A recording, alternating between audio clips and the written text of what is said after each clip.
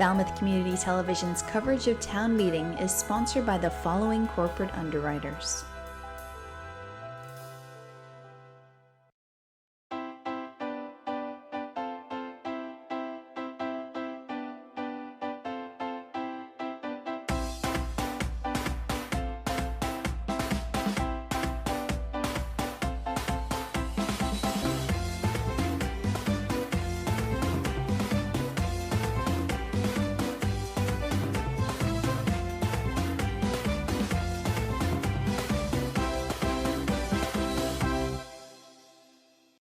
Welcome to the Falmouth Chamber of Commerce. The Falmouth Chamber is dedicated to working on behalf of our members to make Falmouth a better place to live, work, and conduct business. We are committed to developing the economic, cultural, educational, and civic interests of our community and welcome the support from all organizations to achieve our combined goals. Whether you call Falmouth home, are a summer resident, or a visitor, we hope you take advantage of all that the Chamber has to offer.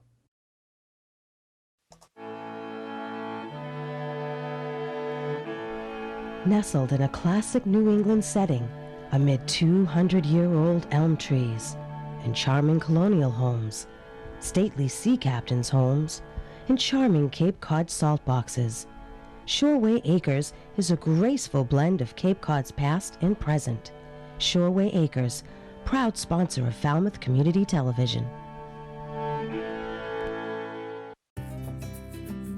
Green Harbor Waterfront Lodging is nestled in a woodland setting on a picturesque ocean inlet. Green Harbor offers a family waterfront vacation. Enjoy our private boating beach with dock, rowboats, and paddle boats, oversized heated outdoor pool, and kiddie pool. Relax in our waterfront and beachside accommodations. 548-4747 or gogreenharbor.com. People think that a locally owned and operated appliance store may not offer what they need. Actually, we have trained and dedicated sales associates, expert delivery and installation, professional repair service, and personal customer service. Plus, we have access to a huge local warehouse with over 6,000 models in stock. Crane Appliance. We call the Cape and Islands home. Carlson Printing for all your printing needs. 508-548-7303 or toll free at 1-800-696-7303. Our email address is carlsonprinting@aol.com. Carlson Printing for all your printing needs. Hosting services for fctv.org are provided by Meganet Communications. Meganet offers a wide array of internet services including Mega Backup Cloud Service, server colocation, T1, fiber, Metro Ethernet, as well as telephone services such as hosted PBX and digital voice. Their number one goal is to keep your communications network up and running and allow you to focus on growing your business. 877-634-2638 or meganet.net. The Quarterdeck Restaurant, located on Main Street in the heart of Falmouth, specializing in fresh local seafood and other classic American cuisine, featuring a full bar with friendly staff. And the Bucatino Restaurant and Wine Bar, located in North Falmouth just off Nathan Ellis Highway, featuring catering services with 2 full event rooms serving up classic Italian cuisine. The Quarterdeck Restaurant and Bucatino Restaurant and Wine Bar, we're here to serve all our friends in Falmouth.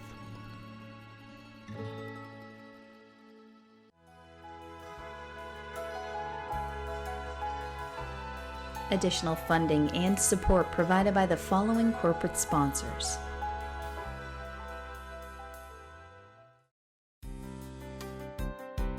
Upper Cape Pet Sitting is your local private pet sitting company on the Upper Cape. We specialize in caring for your pets in the comfort of your own home, allowing for consistency in care and routine. Dog walking, puppy and cat care, off-leash play, as well as transportation services. Upper Cape Pet Sitting. We treat your pets like our own. Simply Hearing is an independent, locally owned center for all your hearing needs. Simply Hearing is conveniently located in the center of Homeport Professional Offices. We offer all manufacturers, simple consultation, and years of service. Simply Hearing, 508-548-8123. Barrett Plumbing and Heating offers expert plumbing, heating, and air conditioning services to all our residential and commercial customers on Cape Cod and surrounding area. We are a full-service plumbing specialist offering professional workmanship to suit your budget. Whatever your heating or plumbing need, you can always count on a job that's done right. Dogs and Hogs, family owned and operated for over 5 years.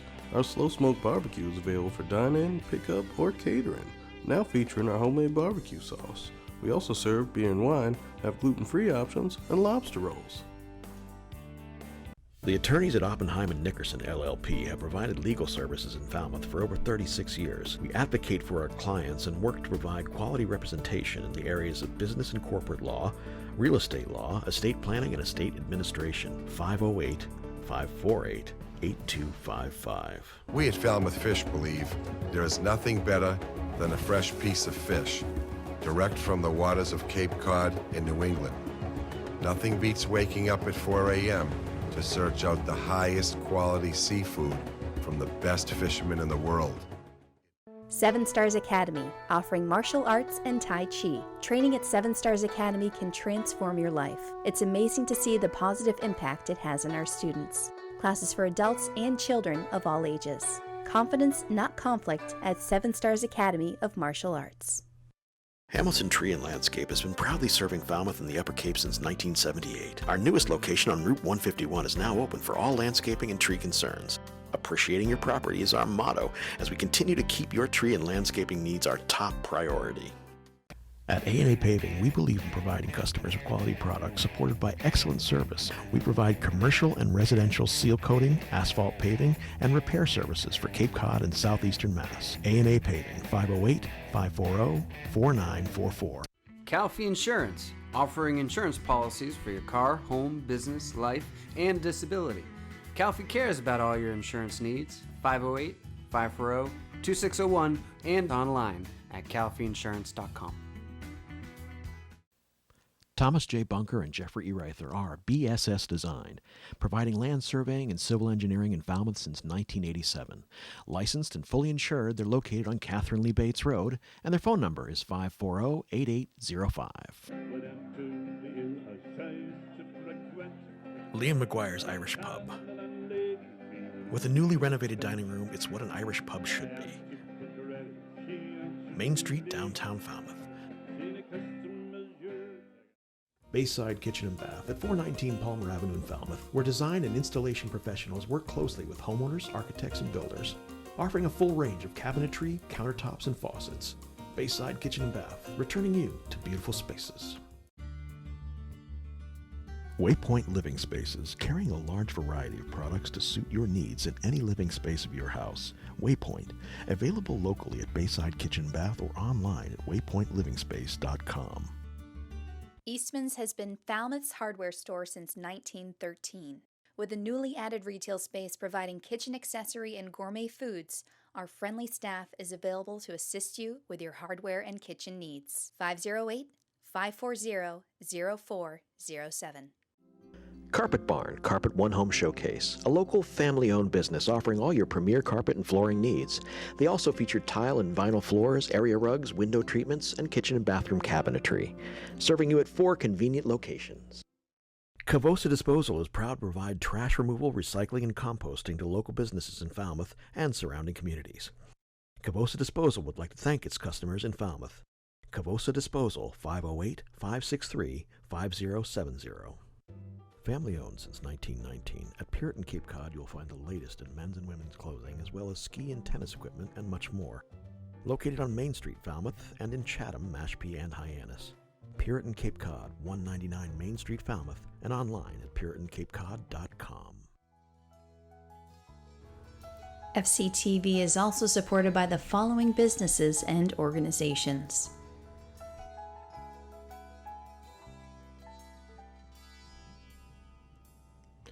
Dalpy Septic Plumbing, residential, commercial pumping and cleaning, 508-548-5488. Nopska Lighthouse and Maritime Museum, friendsofnobska.org.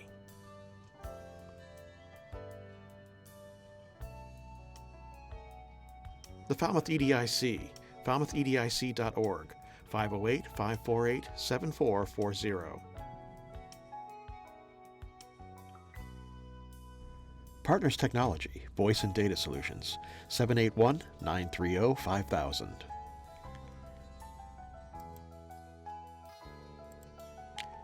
The Annie Hart Cool Team, 508-868-0664. St. Elizabeth Seton Church, 508-563-7770.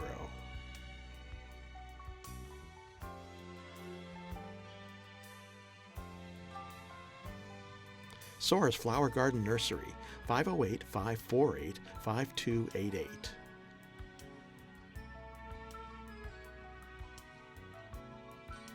M. Duffney Builders, 508-540-3625.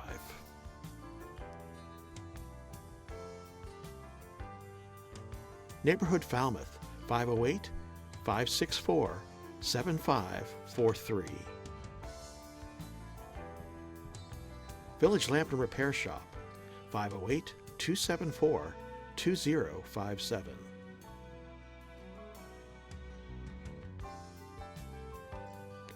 Danny's Barber Shop, 508-548-6013. Carl F. Cavosa Excavating, 508-563-5530.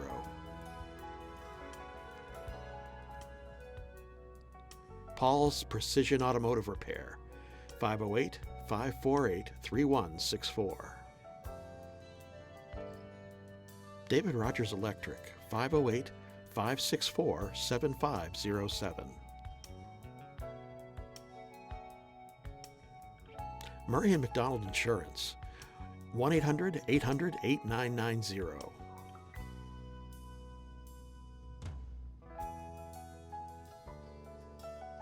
The Davy Tree Expert Company, 508-548-2662.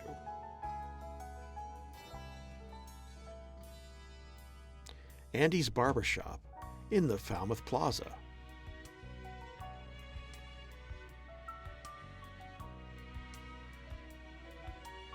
Chapman Colin Gleason, 508-540-4172. Hanush Jewelers in downtown Falmouth, 508-548-9107.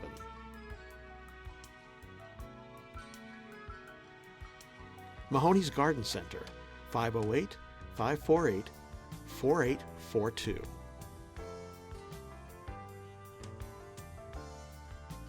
The Cape Cod 5, 508-457-5252.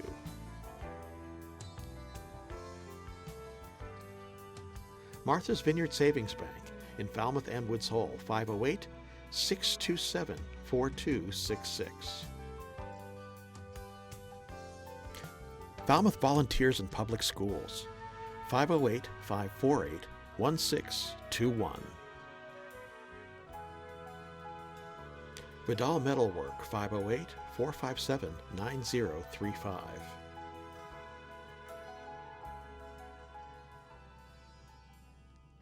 And Steve's Pizzeria and More, 508-457-9454.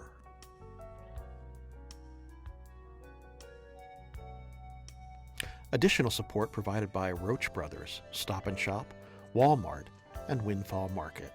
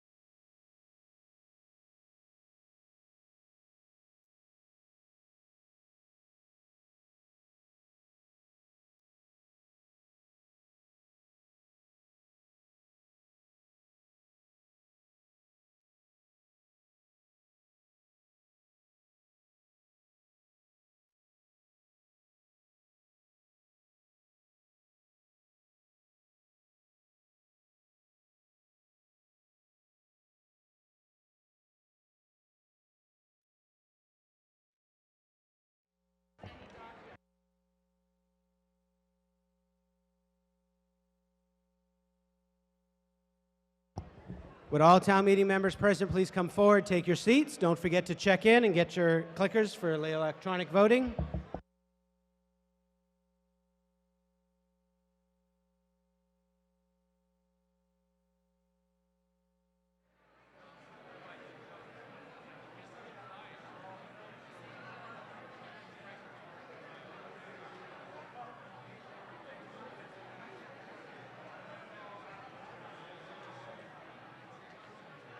If we could queue up a slide for the quorum. Let's queue up that slide for 3 minutes, and we'll actually open it up.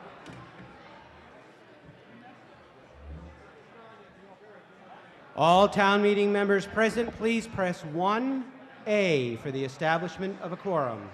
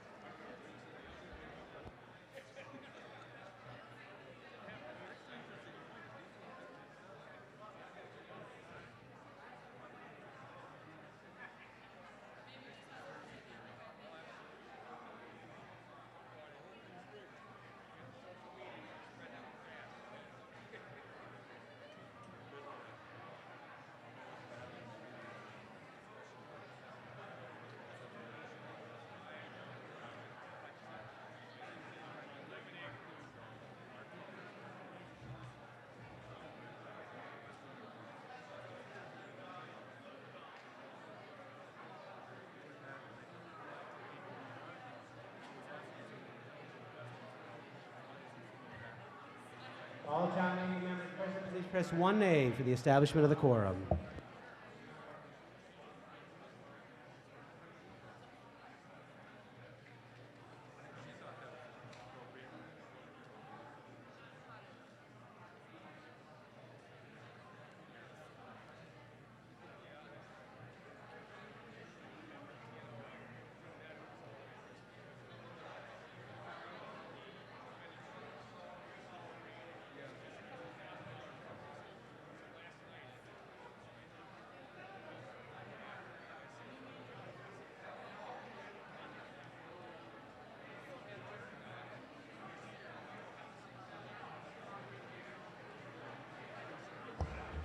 Okay, we have 1 more minute in the quorum roll call. All present, please press 1A for the establishment of the quorum.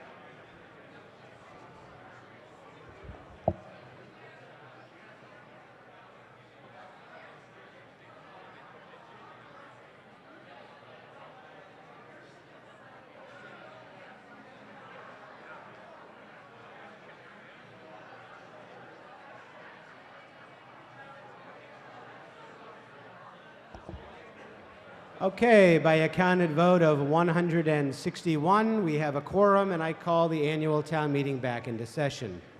All present, please rise for the Pledge of Allegiance.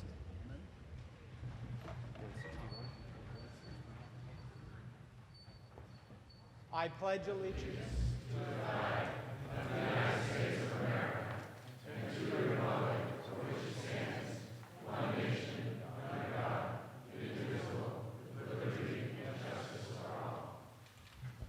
At this time, I'll recognize Barnstable County Commissioner Mary Pat Flynn for the invocation.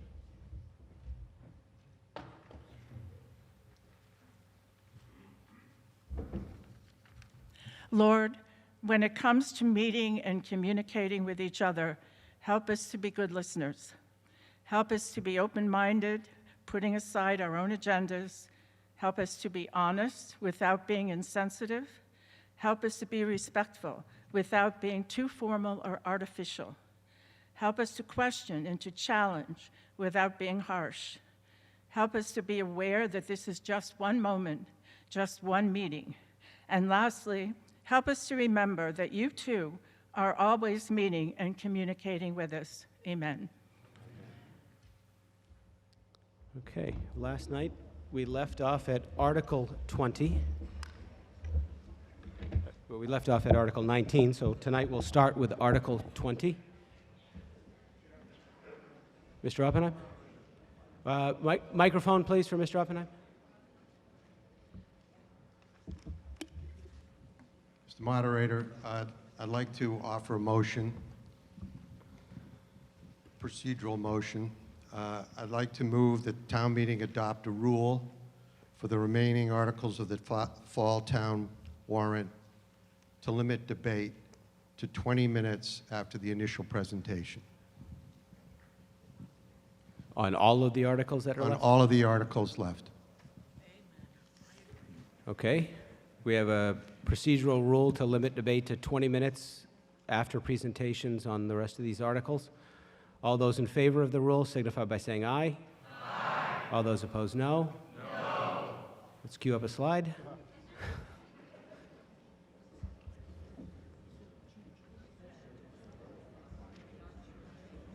Hey, Dave, you do know on 23 that the veterans do have a little...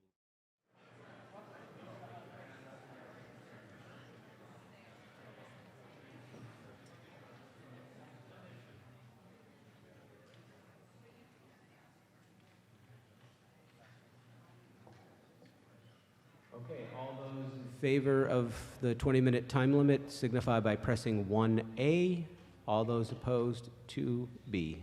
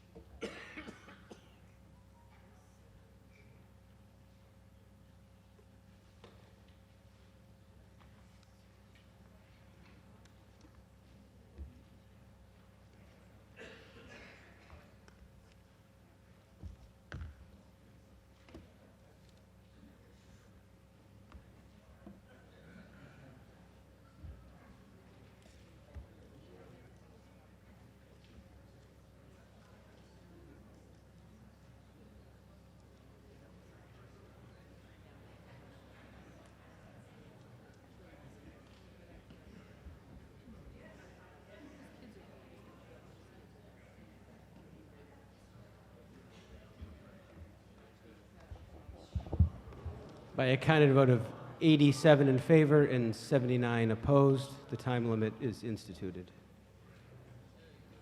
87 to, what was it? What was it? 79. Yep.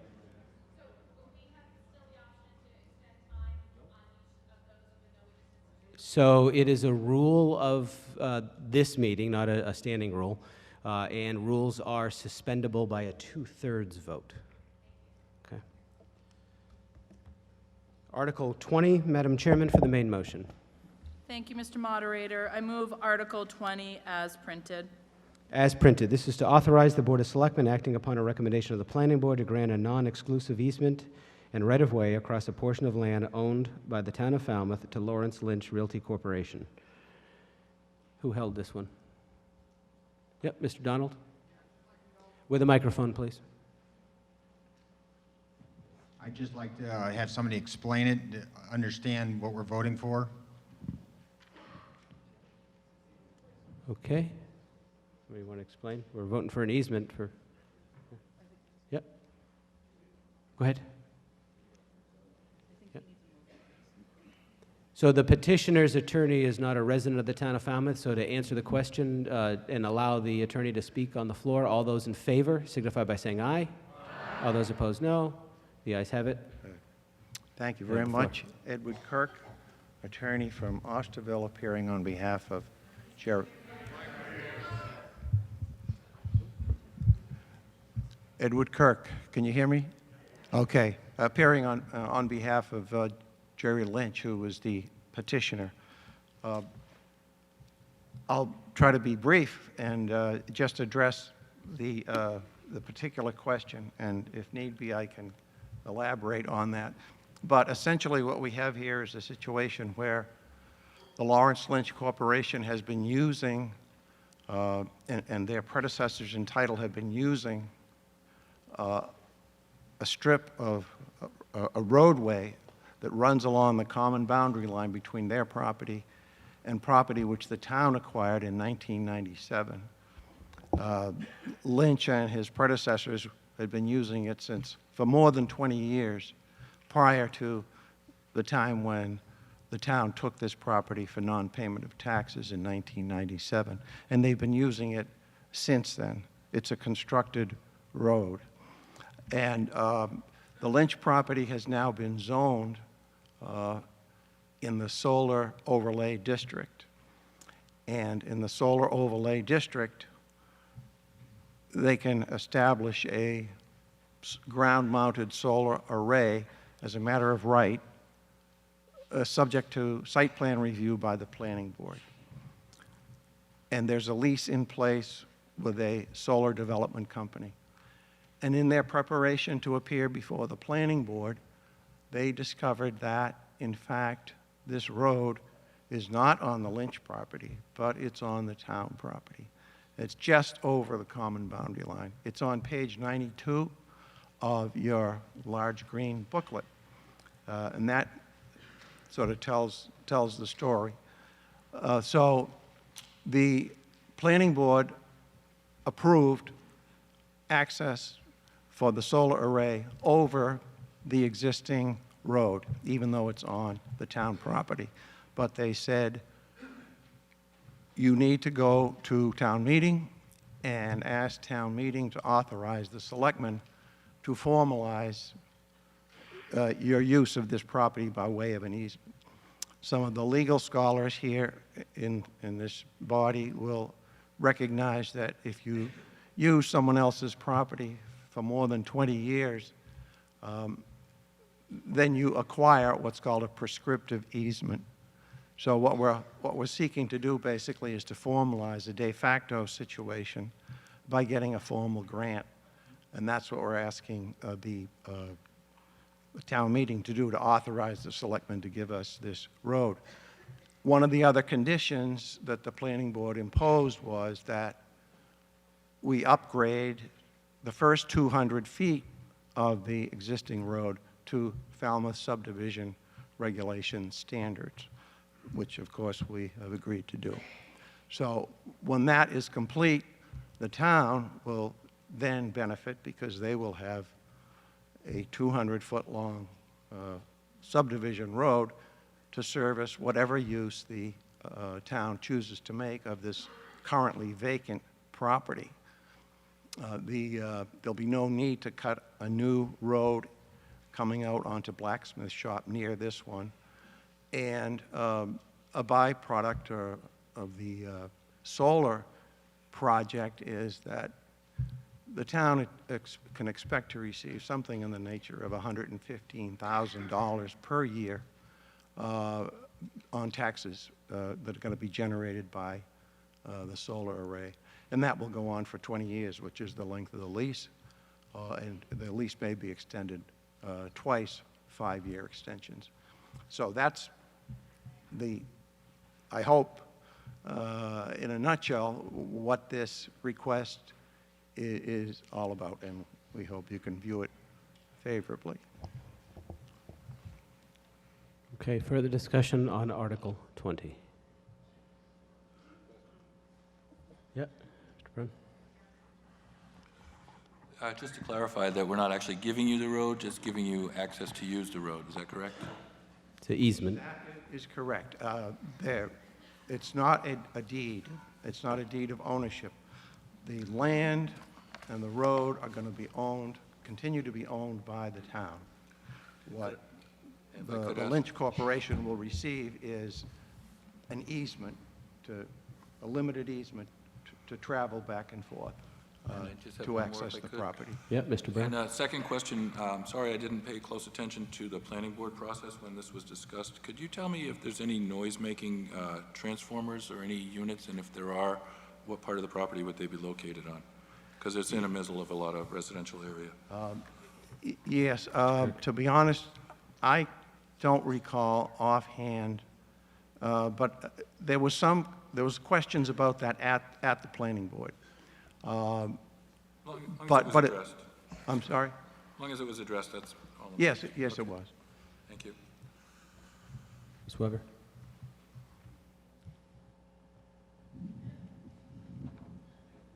Thank you, Mr. Moderator. Gina Weber, Precinct 9. The only question I had was the subdivision standard. Does that require pavement or only grading? I believe that there's going to, if this town meeting authorizes the selectmen, that will be a question of discussion back and forth. And if the selectmen want it paved, it'll be paved. If they prefer to have it just gravel or hard packed, it'll be done that way. Further discussion on Article 20? Mr. Patamas? Well, let's do one more. We only had two questions here. Yeah. Go ahead, Mr. Donahue, and then Mr. Cap. Did you? Yeah. Bob Donahue, Precinct 3. Through you, Mr. Moderator, the taxes, that kind of perks my curiosity. I assume Lawrence Lynch was paying taxes when this was a gravel pit.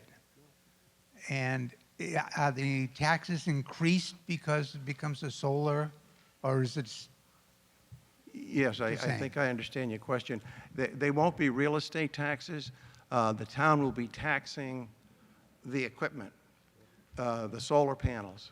It's a personal property kind of tax, and I think the developer expects to enter into some negotiations with the town for a lump sum payment every year. In lieu of taxes? Yes. I think that should be looked into. Thank you, Mr. Moderator. Okay, Mr. Cap. Thank you, Mr. Moderator. Paul Cap, Precinct 3. At the present time, that road is gated and signed as it's a private road. Is it going to remain that way? And once the solar array goes in, I would assume that would be gated, but it's still a town road, which should give residents access. I know people go hunting up in that area when it's duck season, et cetera. Well, I think that probably the details of the road, of any gate and access, that will probably be a matter of discussion between the property owner and the town. You'll notice in the article that, and the language that the planning board set forth was that the easement would be subject to such conditions as the Board of Selectmen deems appropriate. So I think those kinds of details will be subject to some discussion, and I'm sure they'll arrive at an agreement. Okay, anything else? This requires a 2/3. All those in favor signify by saying aye. Aye. All those opposed, no. And the chairs that the ayes have it by a 2/3 majority, and I so declare.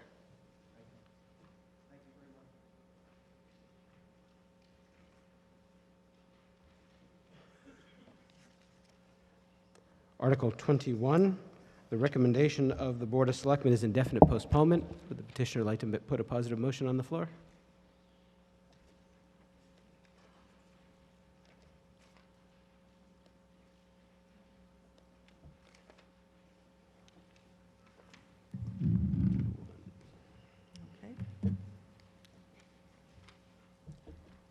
Good evening. Let me just see if this, whoops. My name is Sandy Fama Silva from Precinct 2, and I am going to present on Article 21. Do I have to request it? Just make a motion as printed? I make or not printed, the handout that you had. Excuse Just make the main motion as that handout that you gave everybody. Yes. I would like to make a motion that Article 21, as amended, be the main motion for this evening.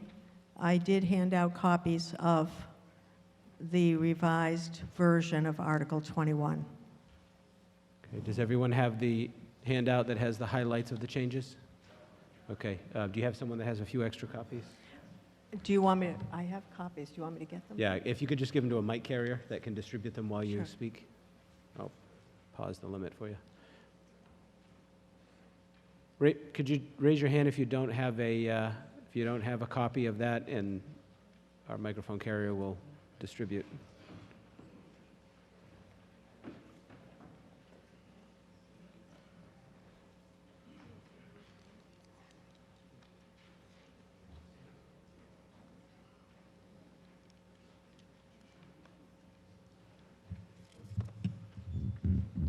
Along with our assistant town manager. Thank you, Peter, for helping as well.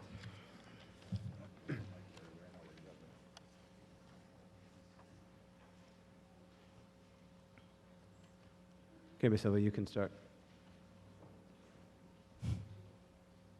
Sandy, you can start while they're handing them out.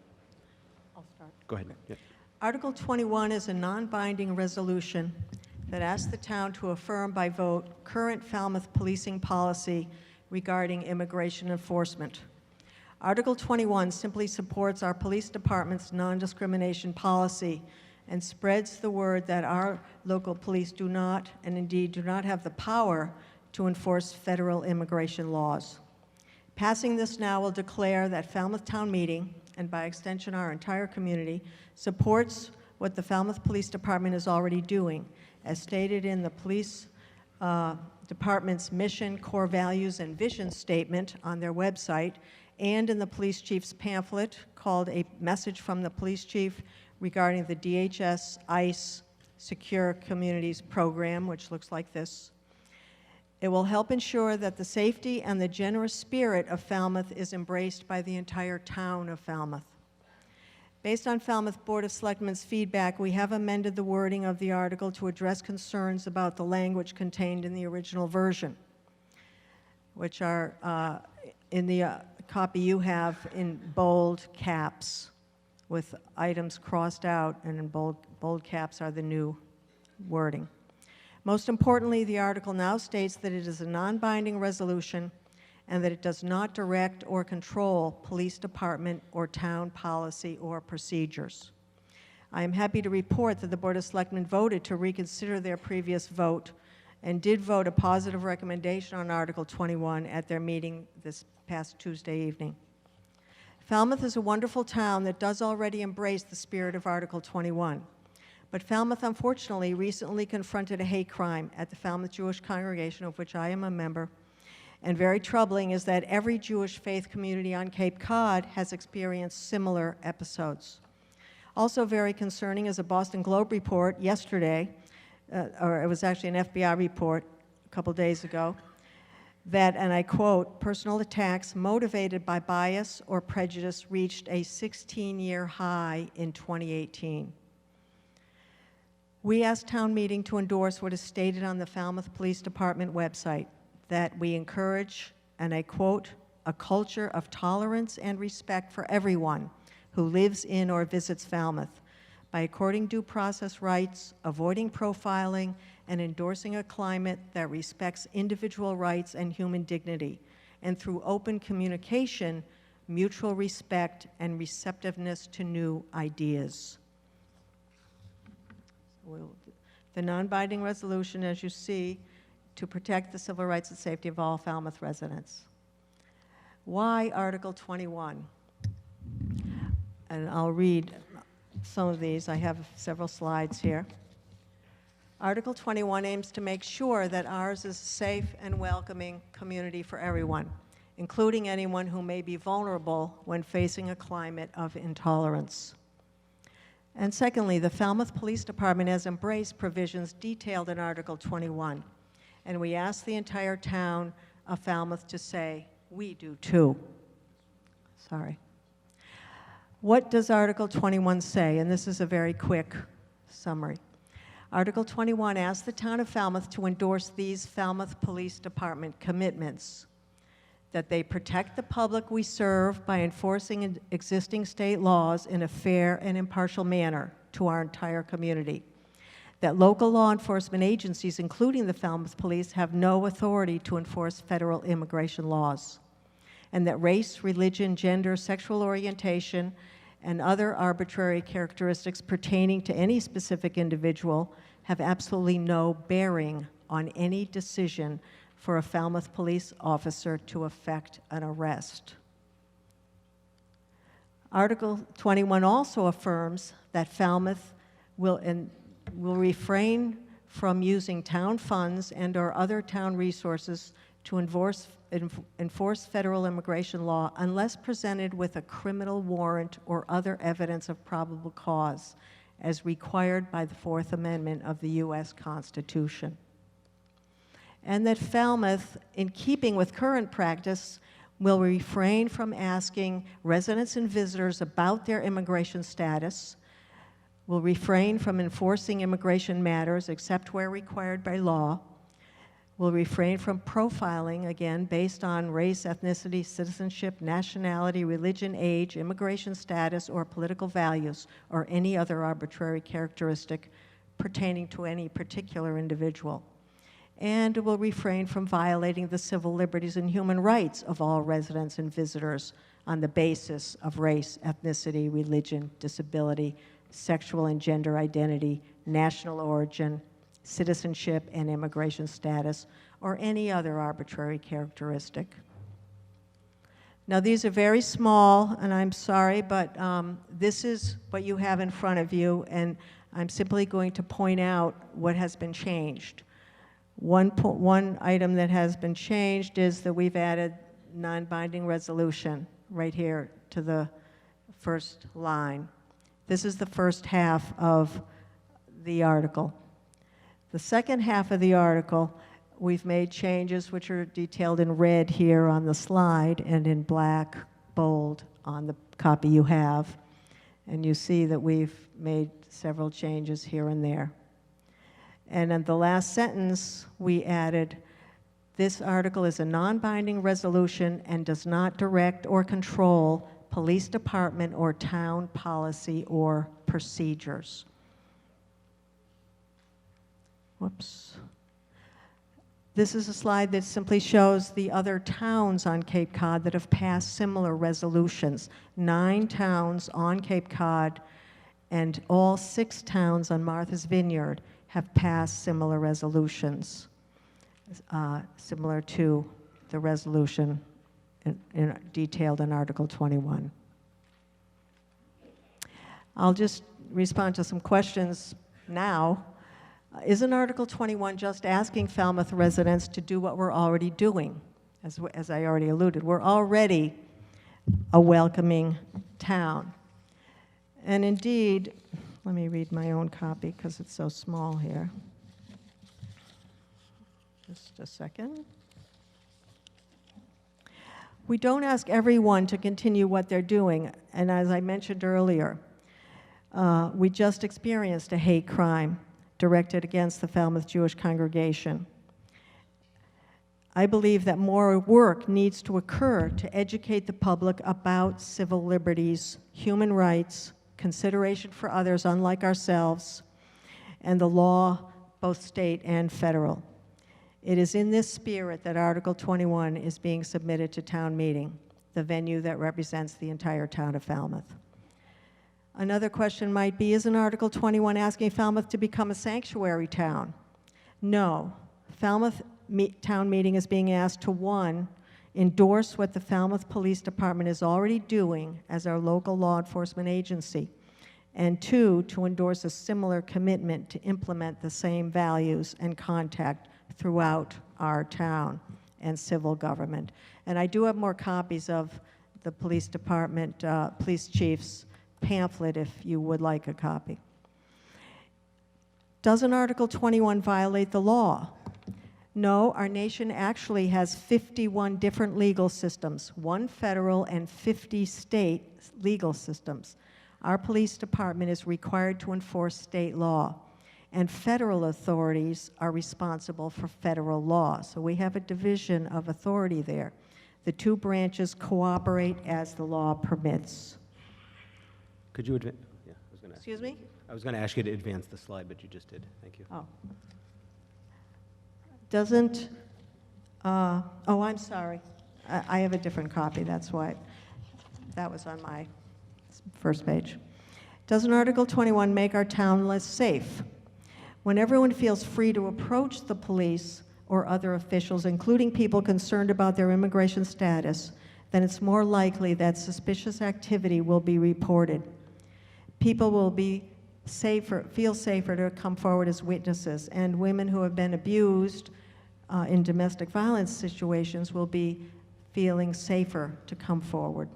Reports show decreases in crime with this approach, just as multiple studies show that immigrants in general are less likely to commit crimes than other US-born citizens. And this has been documented in many studies in various locations. Isn't just being in the United States illegally a crime?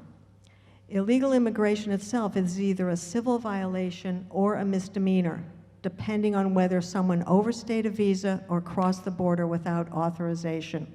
ICE, which is the Immigration and Customs Enforcement Agency of the US government, ICE intervention is invoked to deal with individuals who are charged with or have committed felonies, not civil violations or misdemeanors. Let me just do the last, whoops.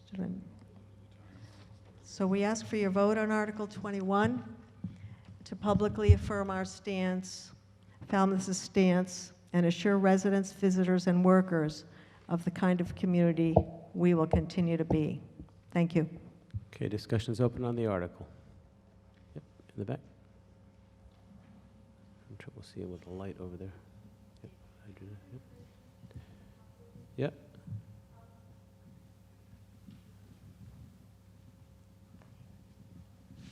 Maureen O'Connell, Precinct 4. Now that we've voted to limit discussion on articles this evening, will there be a limitation on each speaker? Yeah, How many minutes? that's a standing rule. So the first time you speak, Okay, it's so you're 4, saying then only 5 people can speak, perhaps? depending on how long each individual Well, maybe speaker we speaks. should then limit, just a suggestion, Mr. Moderator. Maybe there'll be, maybe a back and forth so that there'd be 1 for and 1 against or something, so there's Yeah, because I don't know an where they're going to opportunity speak. for some fairness in the limitation Gotcha. that we have imposed. Gotcha. Why don't we try that? So we'll let the first speaker speak, see where he stands on it, and then I'll ask for the opposition or the opposite side to speak, depending on what he has to say. Thank you. Bill Dinan, Precinct 5, New Silver Beach. Cut to the chase on this article. First of all, I'm not in favor of profiling, which this article mentions that. I agree with that. Secondly, I think the police department does a great job in the mission statement and their values, and it covers this, I think, entirely. So I don't think that has to be said anymore. I'm in favor of the Civil Rights Act of 1964, which was brought up about state and local rights and national rights. What I'm not in favor of, and I see there, I'm in favor of legal immigration. I'm not in favor of illegal immigration.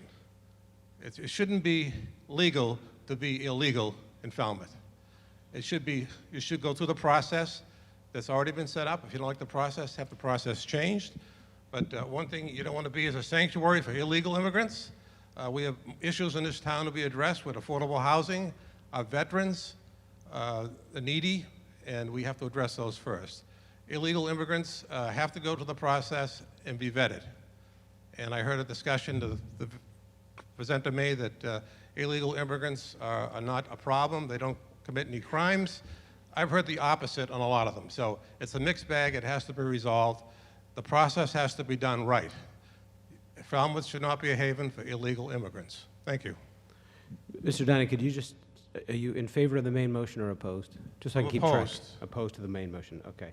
So what I want folks to do is when you get up, just tell us so I can keep track, because when you do a narrative, I'm trying to figure out where you stand, right? So is there, the next speaker, someone in favor of the main motion?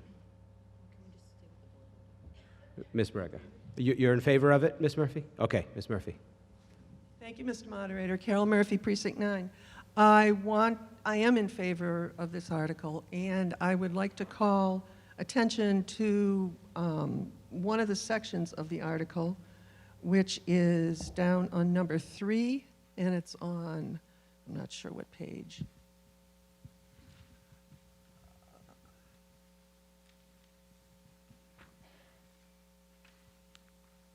And it is further resolved, the town petition to forbid all officials in keeping with current practice from number 3, profiling based on race, ethnicity, citizenship, nationality, religion, age, immigration status, or political values, or any other arbitrary characteristic pertaining to any particular individual. The voter census, the 2019 voter census, asks for your nationality in Falmouth. I would like that stricken from the voter census. I don't understand why it's there. I've never seen it there before, and I'd like to know why it is there. I believe this article pertains to this document.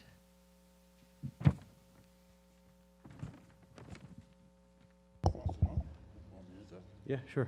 Mr. Clerk? Mr. Clerk will give you the reason. That has been on that form since as long as I've been here, and it's. I don't remember ever seeing it. You may not remember, but I'm telling you, it's been on that form for as long as I've been here, which is since Then 2003. Thank you. Ms. Murphy, just relax. He's telling you it's been there since then. If you'd like to change it, you can go to the Board of Selectmen, who are overseeing the administrative form of government, and change the form.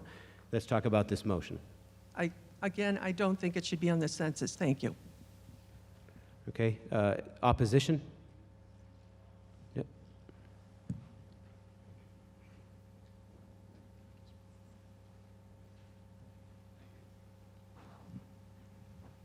Jim Arnell, Precinct 2. I'm against this motion. I really don't think subjects like this should be brought before this body. And that's, I think it's totally unnecessary. We obey the laws. We're a welcoming community, and I don't think we have to be told how to behave. Thank you. Okay, Madam Chairman. We were presented with the amended article that you've seen here tonight at our 6:30 meeting on Tuesday, excuse me. And the Board of Selectmen re-voted based on that amendment.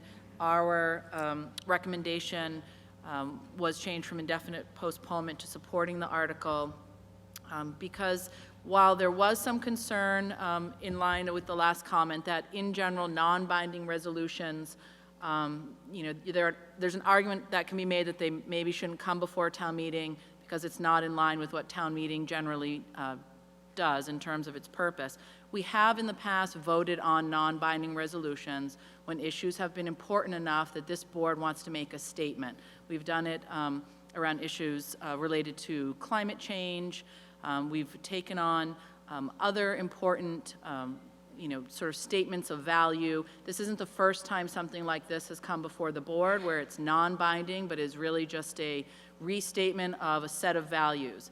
I think the timing of this in particular, given what took place at the Jewish congregation and what has been taking place across particularly Cape Cod, and now there's some other instances off Cape of really increased acts of anti-Semitism. I think it's the right time.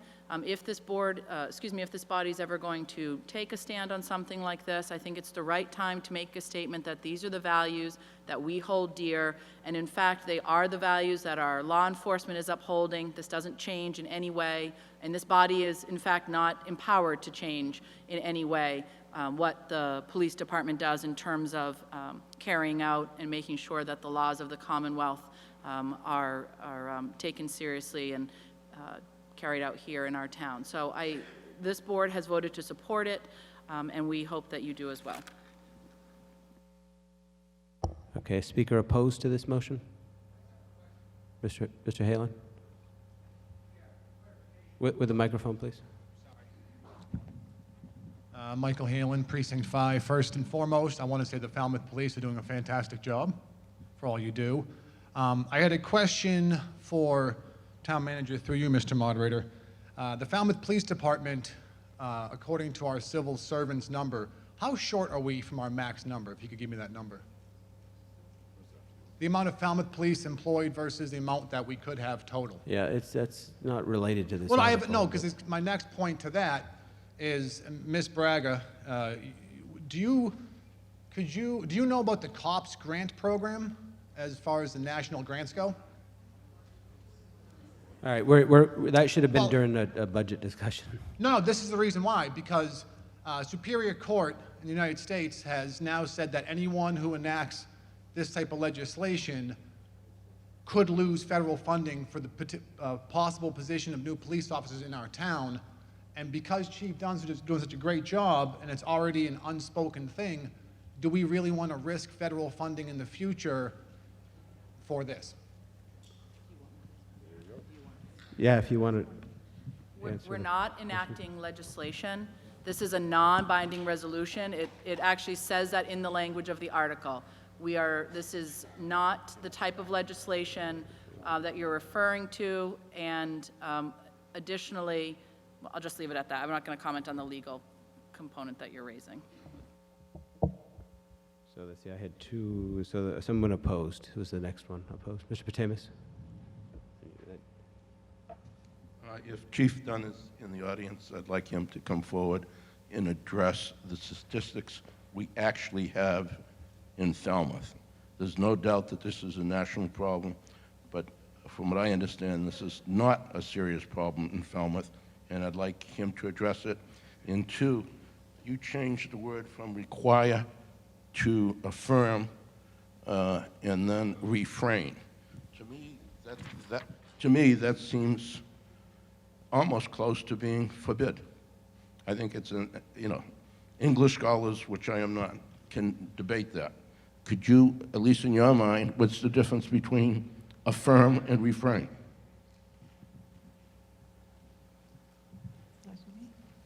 It's your motion, yeah. Well, we're asking, so essentially, in my opinion, and in the opinion of the signers of this resolution, we feel that the language again, it's a way of educating the public about the issues pertaining to the safety and security of everyone who comes to our town and is in our town, and asking us to refrain from racial profiling or from profiling in general, or refraining from asking people their immigration status, or refraining from violating the civil liberties or civil rights of all citizens.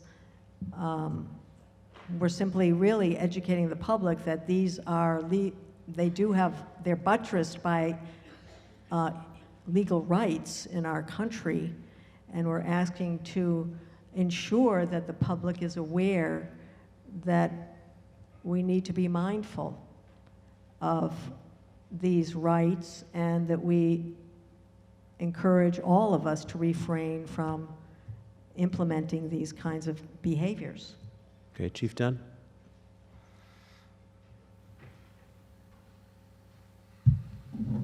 Good evening, Edward Dunn, Precinct 9, Chief of Police. I met with Sandra and her group prior to this being an article, when they were writing it as an article, and they had used a lot of the information from the flyer that I had put together back in 2017. As I told Sandra, I was going to remain neutral on this article, because no matter how this body votes, it is not going to change how the Falmouth Police Department does their job. I put this flyer together in 2017 for a purpose, because when the President enacted the Safe Community Act, I was inundated with questions. So this was an informational piece to explain to people what the Falmouth Police Department does. We are authorized under Mass General Law, and that's where we operate under. I do work with our federal partners, all of them, the FBI, the DEA, the ATF, and ICE.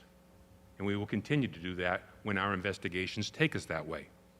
But I can assure this body and the community that the Falmouth Police Department, as it says in this brochure, and I signed it, I signed the back of it, It is available on our website.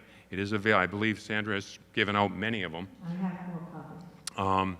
It's at the police station, it's at Town Hall, and I've given it out to many organizations in town. We even meet with the J1 workers to put them at ease when they're here, that they can report crimes.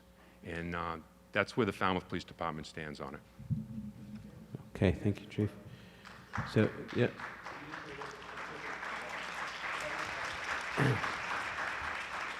So, Mr. Vatavis, can you, in one sentence, give the question again? What are the statistics What statistics? on rising crime, the affirmative action violations, charges against like churches, LBGT, and the whole bunch of. I don't think our statistic is as high as the national statistic, and I don't know if you have those numbers. I don't have them with me tonight, Okay. but I'll be more than happy to get them to you. Okay, Mr. Patterson? Family and I came here in 1991. We're definitely Washer Shores. Came here to be an engineering manager for a firm in North Falmouth. President that hired me got fired by the board, and 2 years later, the new president escorted me to the door. So my wife and I had to say, we're going to go to some other metropolitan area where I could use my degree in organization management and my experience and get a job with even higher pay. We had fallen in love with Falmouth because of the openness, the community spirit that we experienced. A few years ago, I went to a series of lectures by Lou White, who grew up here in Falmouth. He's Azorian by heritage. He now owns his grandparents' home on Brick Hill Road. But one of the things that Lou did in his research of the immigration of the Azorian and Cape Verdean people was go back in history. And what he relayed in his research was this sense of openness and accommodation goes back into the 1600s in Falmouth. We have been that kind of open and welcoming and mutually respectful community historically for what, 300-400 years? It's part of our fiber. I think reaffirming that in this kind of a statement is a good thing because it helps remind us of the kind of people that we are. Thank you. Okay, opposition? Anyone else in opposition? Yep. Mr. Lenardi? Amy Leonardi, Precinct 8. I don't think, with Chief Dunn, we know he does a good job. We trust him. We passed as a town to continue his contract past retirement. We know he can do the job. He just stood up here and told us he does the job according to the law. He will continue to do so. Ms. Braga, when you said that we could do this to make a statement, I understand that, but I think this town has already made a statement in response to several of these activities that has happened, and this town has already stood strong in that. I don't think we need to put this on paper like this to reaffirm that. We've already acted on that. We've shown it through our actions. One additional question. Can you please give us the definition of town officials in your resolution? Well, anyone who is employed by the town receives a paycheck for their work and represents the town, elected or appointed, I would believe is a town official, or a department head, people that are in charge of others employed by the town of Falmouth. Yeah, go ahead. With the microphone. So that will include every single member of town meeting in addition by elected officials. I just want to clarify that. We are all bound by this, or this non-binding resolution. You should be. You're an official of the town. You're elected. Well, that's why I want the definition.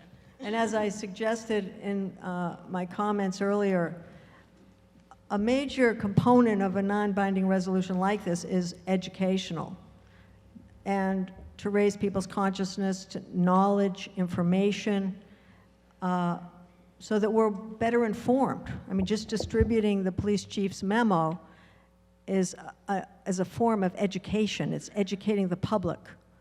To talk to you about the division of legal jurisdiction between state and federal is an educational function, and that is the goal of this article. So, in favor? In favor of the motion? Okay, yeah. With the microphone, please. Lilia Franton, Precinct 5. Closer? I'm sorry. Precinct 5, Lilia Franton. I'm in favor of the article.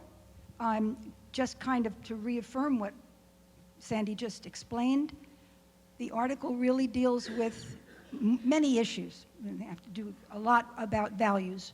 But one thing that I think is maybe misunderstood by people is that there's a difference between federal law enforcement and local and state law enforcement.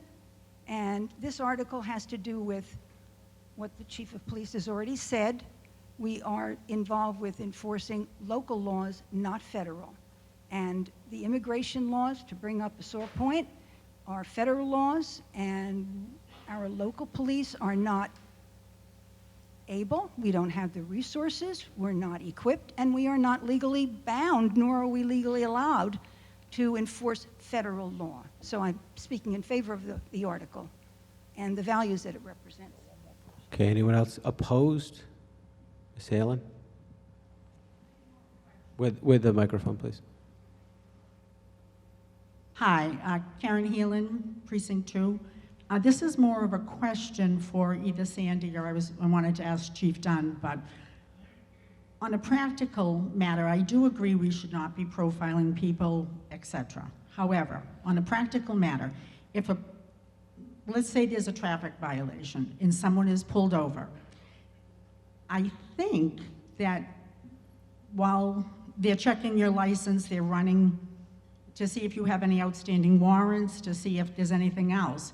If upon doing that, it comes up that, you know, they have a warrant out in another state or something, does this prevent Falmouth Police Department from working with other agencies if this person happens to be illegal? I was asking the person. I'm not an attorney. Well, you did write the article, so I would like to know. If the person is involved in potentially felonious behavior, then cooperation with I think the chief. ICE Yeah, I think the can chief be is. implemented, I think the and the chief chief is can- going to answer that, and then Yeah, and then we're at I the. think we need somebody who And then knows. we're at the 20 minutes, so we'll take the vote. The answer is no. If we're running warrants and we get a warrant on an individual and it's from another state, as long as that state wants to come and get them, we'll make that arrest. Okay, the question will come on the main motion as presented in the handout. All those in favor signify by saying aye. Aye. All those opposed, no.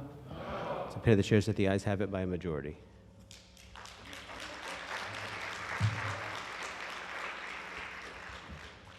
Article, yeah. Okay, let's cue a slide. He doesn't think I'm right. On the main motion. No, it's not too late to question the vote. This will not be a recorded roll call vote. This will only be an aggregate vote. He's questioning my ears tonight. I'm questioning my sanity, but he's questioning my ears. Been a long week.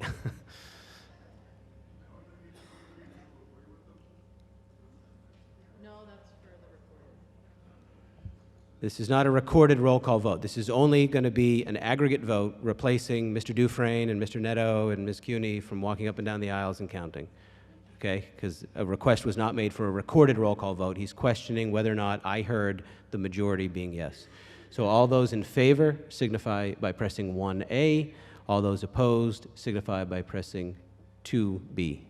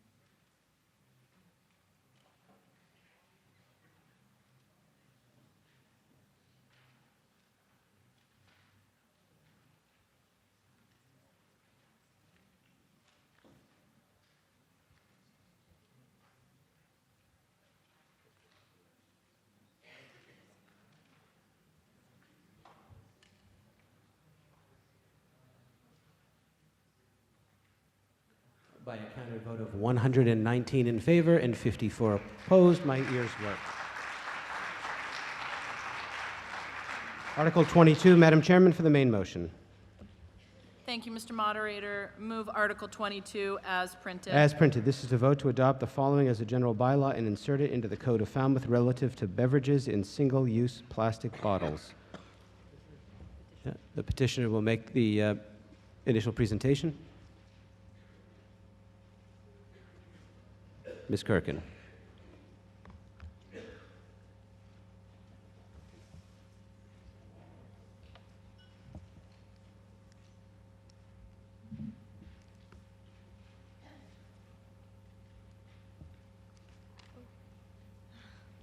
Sorry, I was testing it.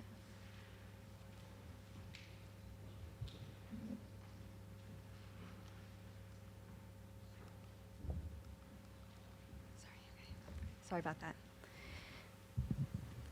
Good evening, and thank you for letting me speak tonight. My name is Christine Kirken from Precinct 6. I'm the filer of this petition and one of the Falmouth representatives for sustainable practices. Sorry. You need to speak a little closer to the mic, please. And one of the Falmouth representatives for Sustainable Practices, which is a Cape-wide environmental advocacy organization.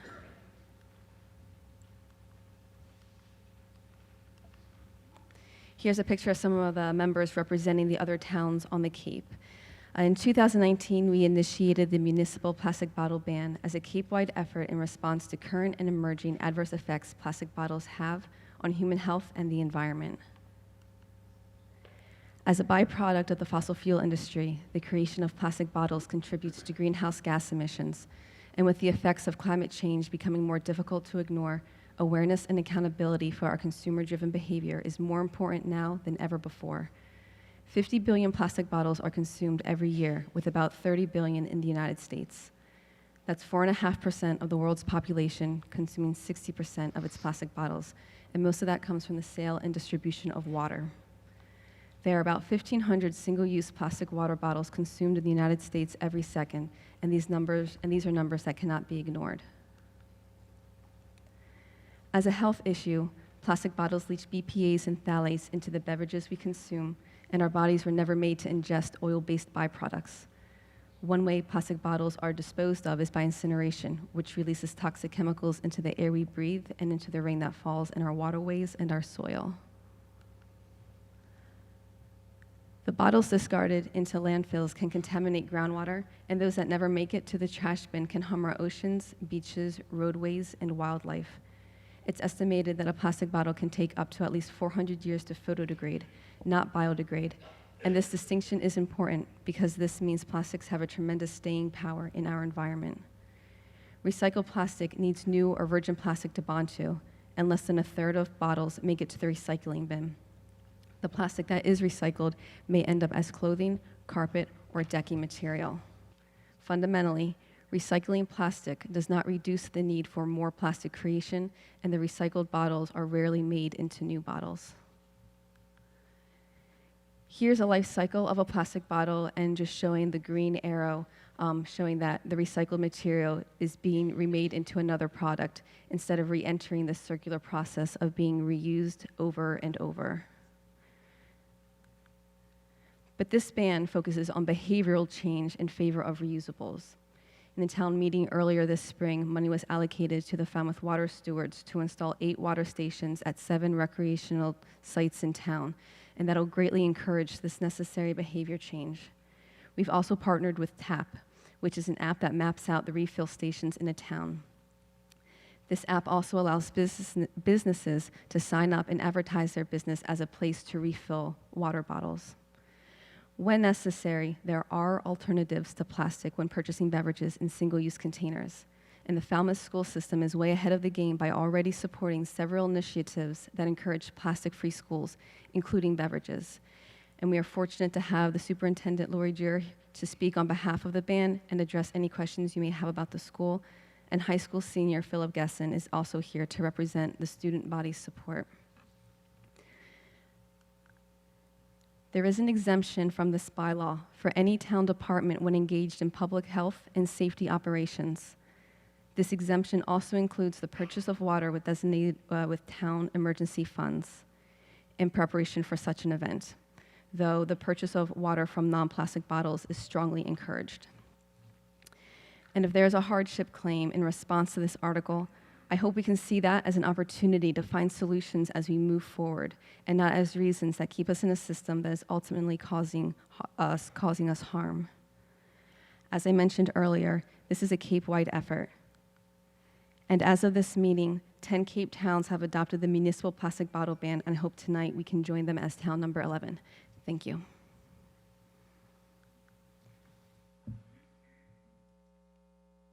Okay, anybody opposed to the article? Mr. Antonucci.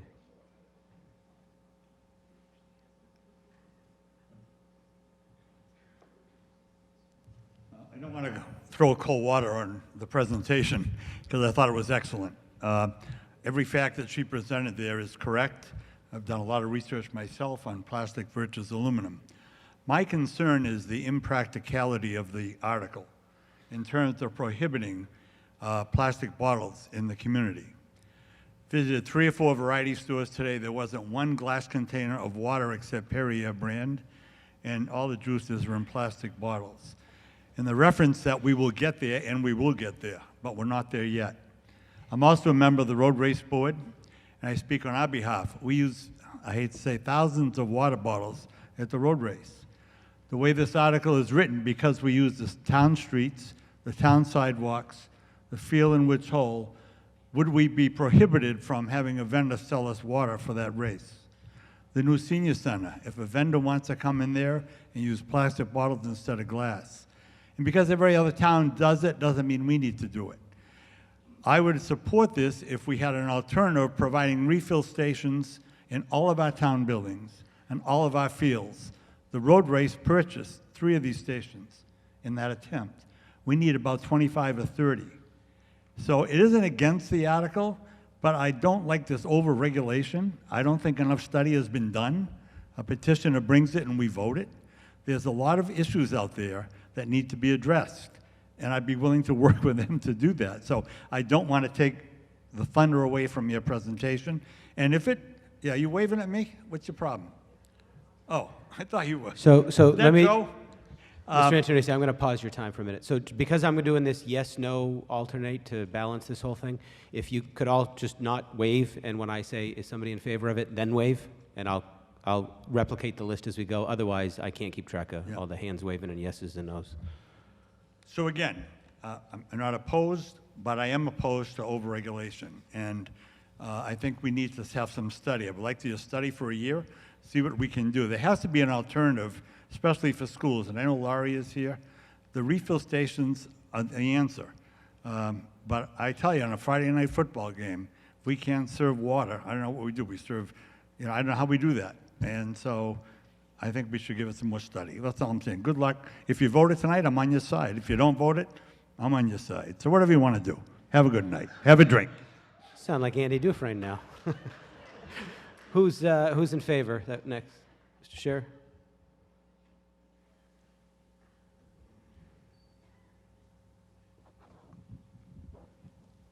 It's your Precinct 6. I just came back from Canada, and we were all had given on the bus rides we were going on and the buildings water in aluminum cans that you could reuse or recycle, whichever you wanted to do. And it was almost the same price as the plastic ones, which they didn't want us to use. So there is something else. Anybody wants one? I have 2 of them at home because I thought it was a great idea. And I brought mine the last 3 nights as well. All right, opposed? Mr. Patamas? Maybe it's not opposed. It is opposed. I'd like to amend the date to 2025 instead of 2020. This will give the industry time to work it out and maybe come up with better alternatives. Do you know where I am, Mr. Chairman? Okay, so we're looking for the effective date of this regulation to be 2025. Yes, So sir. let's start a Let's start a new list on the amendment. Those opposed to the amendment. Ms. Shepherd? Ms. Shepherd, and then Mr. Sure, I'll put you in the next opposed. Opposed? Okay. Susan Shepherd, Precinct 1. I have dogs. I've always had dogs. I walk my dogs all over town. I am appalled by the number of plastic bottles I see on the ground, even in places like our playing fields. It's been going on for years. Industry has had time. As soon as we start making these regulations, industry will find another way to package the water. The pollution in the oceans from plastic bottles and plastic bags and plastic in general is appalling. This is a huge problem, and there is no need for us to be packaging water that way. I totally am against this amendment and support the article. Okay, anyone in favor of the amendment? Ms. Lichtenstein?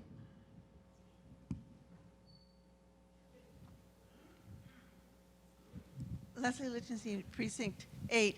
As the chairman of the annual Spring Falmouth Cleanup, I would love to see plastic bottles go bye-bye. But I have one question, and that is, I have been involved with FEMA.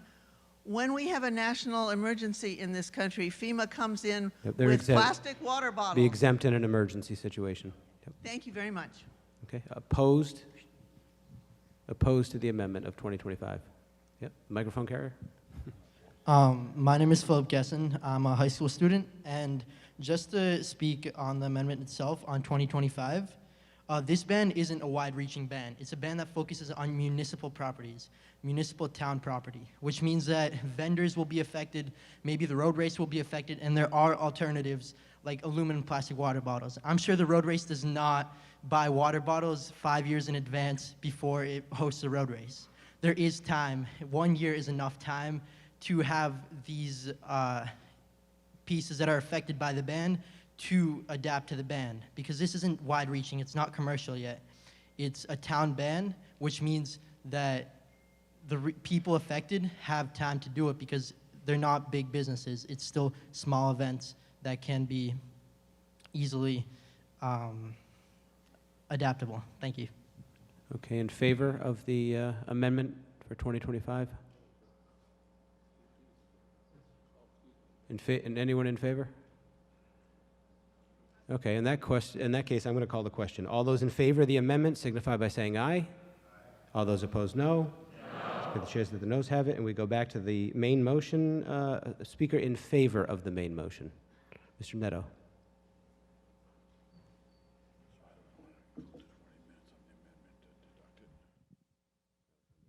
Joe Neto, Precinct 9. Dr. Antonucci did mention something. That's when I put my hand up. If I'm not mistaken, you said you were talking to the vendors and they weren't prepared for this. To my understanding, and with the petitioner correct me, this only pertains to public use. So it has nothing to do with private business. Yes or no? This affects the sale of beverages in single-use containers on public property. On public property, so every private business can still sell water in plastic bottles. What I'd like to point out with you folks is people in business are there to make money. Our first environmental anti-plastic ban was the single-use shopping bag, and we passed it. And guess what? It's disappeared. And every time I went to a store, I think Walmart was the first to come up with back-to-paper bags. And then lo and behold, guess what? The industry came up with a recyclable plastic bag. The next thing we did was the anti-styrofoam. So now when you go out to eat in a restaurant in Falmouth, and before the law took effect, I couldn't finish my dinner, which is very rarely, but anyhow, there it was in a cardboard container. Business isn't in business to lose money. If you've read things about this nationally, the bottling industry, Coca-Cola, Pepsi, is already starting to go back to aluminum cans and glass bottles. We are drowning ourselves in plastic. If you eat fish, you have been shocked that our scientists are telling us no matter where you buy the fish, no matter where you catch the fish in the ocean, it is filled with small particles of plastic. The previous article, which was non-binding, we voted for. This affects the environment, our way of life. I would wholeheartedly support the banning of plastic water bottles on public property. Thank you. Okay. Ms. CUNY, you're opposed? Okay. I want to make sure we're keeping in the pattern here. Sandra CUNY, Precinct 2. And first of all, having this time limit with having to say whether you're in favor or not, sometimes people might just have a question. So my question is, when we have the after prom at the rec center, and we have hundreds of kids, and we have cases of water bottles donated, they're not purchased, they're donated, does that affect this event? This ban prohibits the sale of beverages in single-use containers. So in the case of the prom committee where you're distributing, not selling beverages in single-use containers, that will be allowed because it's not selling it. It's only the sale of beverages that is prohibited. But we would encourage alternatives, and here are some examples. The market is already responding to alternative packaging for water. So while that would be allowed within the ban, we encourage behavior change still and use of alternatives when applicable. Okay, so what I feel at this time, it's not that I'm against this article, I just don't think it's the right time. I think the town should be moving forward with putting out more recycling containers. Absolutely, the schools are doing a wonderful thing with their water fountains. And the CPC has also helped funded the water stations that are going up around town. And we need more of that. And that's, to me, the way we should be going. But if you're going to make the town spend money to change all of our vending machines so they can't buy a bottle of water or a plastic bottle at a municipal building, but they can walk across the street to the convenience store and get it and bring it in, well then, you know, you can't sell it at the beach, but you can bring it to the beach. So I'm wondering if it is a little premature. Thank you. Okay, Ms. Braga. I just want to make a public service announcement in the spirit of what Ms. Feynman Silva said earlier about public education. For you folks that are throwing your plastic bottles all over the town of Falmouth, grow up and put them in a recycle bin, regardless of how this article passes or doesn't pass. There's no need to be throwing plastic bottles anywhere other than the recycle bin. Ms. Braga. I recycle. You better. I just wanted to point out that I think the reason why the board supported this, we understand it's certainly a change, and it will require some thoughtful deliberation and change on the part of the town, but we felt that this was pretty narrowly tailored. We're talking about sort of a very small incremental change. As we noted, it's for the sale, although we're trying to encourage other behavior. So some of those larger events where there's water that's handed out and available, that's not directly impacted by this. So we felt that this was a thoughtful, deliberate, and slow introduction to address a very significant issue, and that's why the board supported it. And I think that we will be creative enough. Other communities have done it, so there are ways to go about it. And I know that this town, if this body passes it, will be able to implement it. We just passed, not too long ago, the styrofoam ban, and everyone was saying, what will happen to Dunkin' Donuts? Well, they clearly evolved, and now they do paper cups, and that was pretty fast. That's a major company that had to really make changes. I think that this town has the resources available to make this one small change. Okay, next speaker opposed. Ms. O'Connell. Maureen O'Connell, Precinct 4. I did bring my container tonight, Mr. Moderator, as I do every night. I liked what Dr. Antonucci brought up, that we do have to sort of plan ahead And the refill stations are a great idea.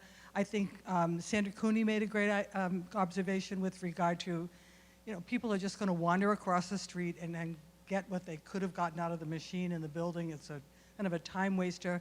For those who aren't aware, there are a lot of aluminum cans that are coated inside Coca-Cola. I don't know if they're still doing it, but with by the BPA, the plastic that's injurious for ingestion.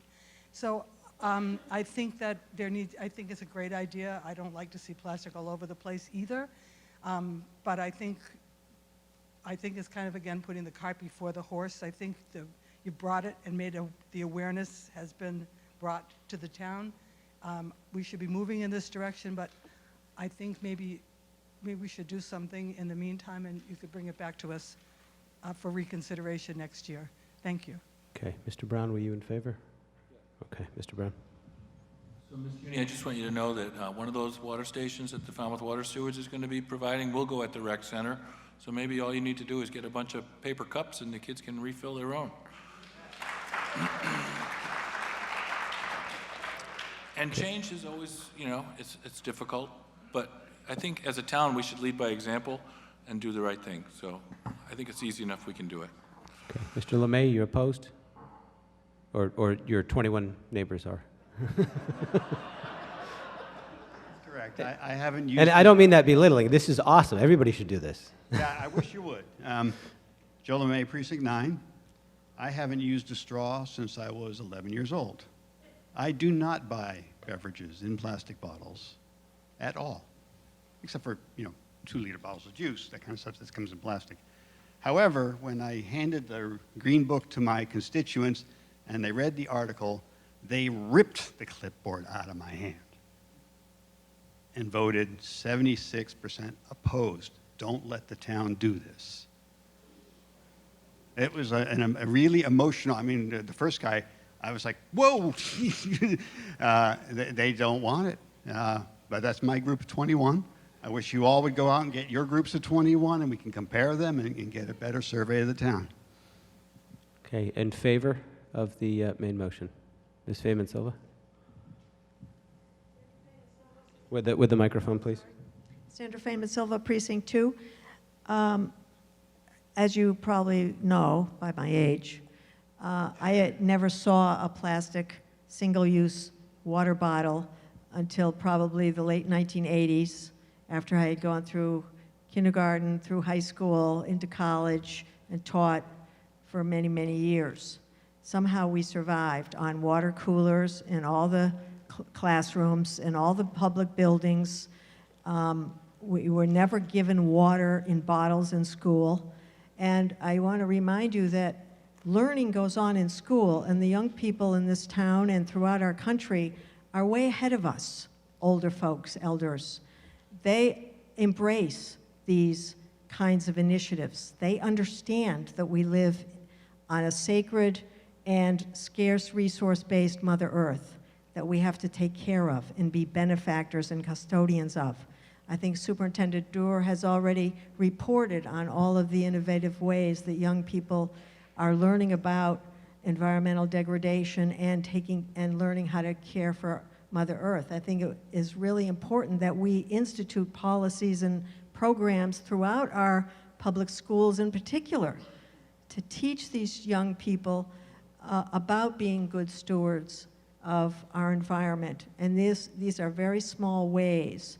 And I think us elders have to accommodate to the changing reality of the world that we live in today. And this is really a very small step in that direction. Thank you. Okay, anyone else opposed? Ms. Weber? We only got a couple of more minutes on the time limit anyway, so opposed? Gina Weber, Precinct 9. I apologize because I'm not sure if I'm opposed or for, but I do have 2 questions. We'll just put you as a question then. Thank you. First question is it does say in here any size bottle. So for example, let's say the football team purchases the concentrated 64-ounce Gatorade that then is used in water. Would the town not be allowed to purchase that item because it is a single use, even though it's a large container, not a single serving container?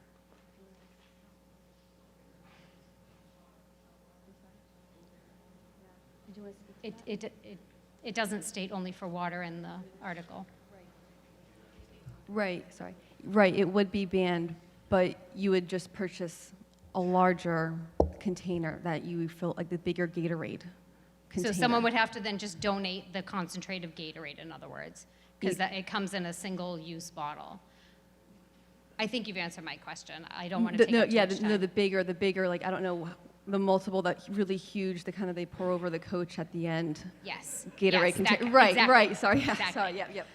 My- Right, because the intention of that bottle is not single use. That's made to use over and over and over and over again. It's not a single use container. Excellent. Right. Okay, thank you. I didn't realize that. My second question, and perhaps Superintendent Dewar might know the answer to this, the water filling stations that they have in the schools, which are phenomenal, thank you to everyone who's donated toward those. When there is an issue with contamination in the town water, are the filters for those automatically replaced? For example, sometimes our water is brown or has a chlorine scent to it, for example. How frequently are the filters changed for those? So we are on a regular maintenance plan. Our waters are also tested on a regular basis, unplanned, I guess. So that is true. And we do have, we've already been kind of on this path forward, starting last year. And just the recycling in general, the reduction of plastics, and then because we have the bubblers in all of our buildings, and most of our students do carry their, and staff carry their reusable bottles, and even our PTOs, we've actually talked to our PTOs, no one thinks that this is a stretch. So for I know in the precinct meetings, it's been asked about the school department. We do not think that this is a big ask. We're there. All the single bottles in the buildings are actually being filtered out. Most of our cafeterias no longer have it. We have one school that we're actually finishing out the single bottles now. And we are going to paper cups if a student doesn't have a recyclable, and we're also have a plan to make sure that every student has a reusable bottle, whether they can afford one on their own or not. So we are moving in that direction. I think just to the 1.2, we are listening to our students. The future is their world, and I do have a superintendent's advisory council that are students from every building, and this has been an ask since last year of theirs, is for us to pay attention and move forward with this. So we're listening to them as well. Thank you. Okay, Ms. Kanonopoulos? You're in favor of it? Yep. With the microphone, please.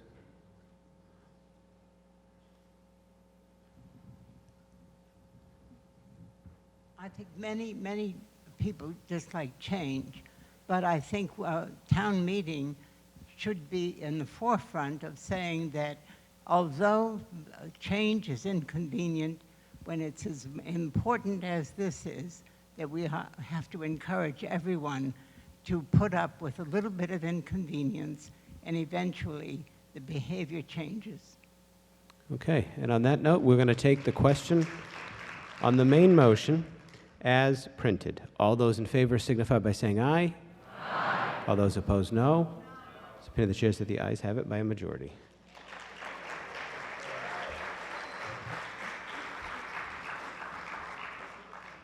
Article 23.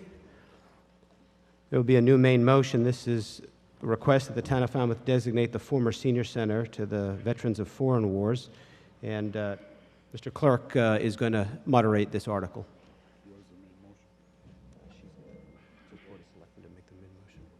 Mr. Moderator, I move the main motion amended as follows.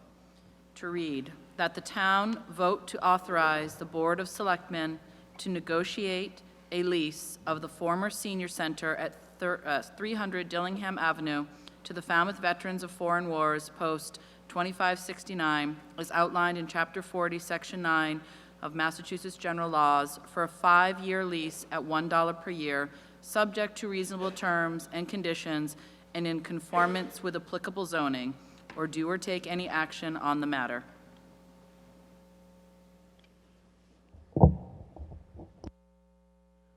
You've heard the main motion. Do we have a presentation? Okay. Yeah, Mr. Mustafa, do you? I was gonna say. Town moderator, members of the board, selectmen, and town attorney and assistant manager, and town meeting members. I'll speak louder to make sure. My name is Alan Wilson. I am a member of the 5th Precinct. I'm a disabled veteran in Vietnam era. And I'm here with a group of people who have been working diligently, all volunteers, to move forward with a very bold and creative effort for the veterans of the town of Falmouth that we think will set a standard all across this area. Ahmed Mustafa, Ahmed has been with us. He's been involved in this right from the start. He was a creator, and the passion for this to come forward has been incredible, and he's been in high-level positions all across the town. And he's also been the commander of the VFW and has been a director of the Falmouth Veterans Service Center. Very honestly, this is his vision. And we have come together with other people who are here that have represented different parts of the community veterans-wise. I have Carol Kenny and Lopika Lopes here, who represent different veterans groups as we go forward. This is a very creative and important effort. And I just want to make sure everybody understands what the dimensions are. We were very time sensitive here. We have been involved and done presentations in different areas of the town, at the Falmouth Housing Authority, at the Atria, and also at different other organizations. And I'm hoping that all of that will pay off here, so this will be done in a very time-sensitive manner. We have a PowerPoint, but the point I want to start before we do the PowerPoint is simply this. What we are proposing here is a unified approach where every veteran organization comes together under one umbrella. Why is that important? It's because veterans organizations all across the country are slowly fading away. And we need to be able to bring the veterans together in a concerted effort to protect and to honor and to help veterans adjust to what's happening in the world. There's also a compelling crisis. And this is something that's not talked about a lot, but we feel very strongly, I personally feel very strongly about this, but we have to address the suicide rate of military people who are coming back, who are recently deployed and coming back. If you watch the Washington Post, I just looked at it today, there was a big article about how that has gone up tremendously in the last year. Now, we're not going to solve this in Falmouth. We're going to help it. We're going to be able to do this process slowly, maturely. But in order for us to do it, we have to combine and unify. So I'll start the PowerPoint. I just hope that, and this, I think I missed one, but this is a break. Here we are. We are a part of the Joe Q Veterans Coffee Break Veterans Group.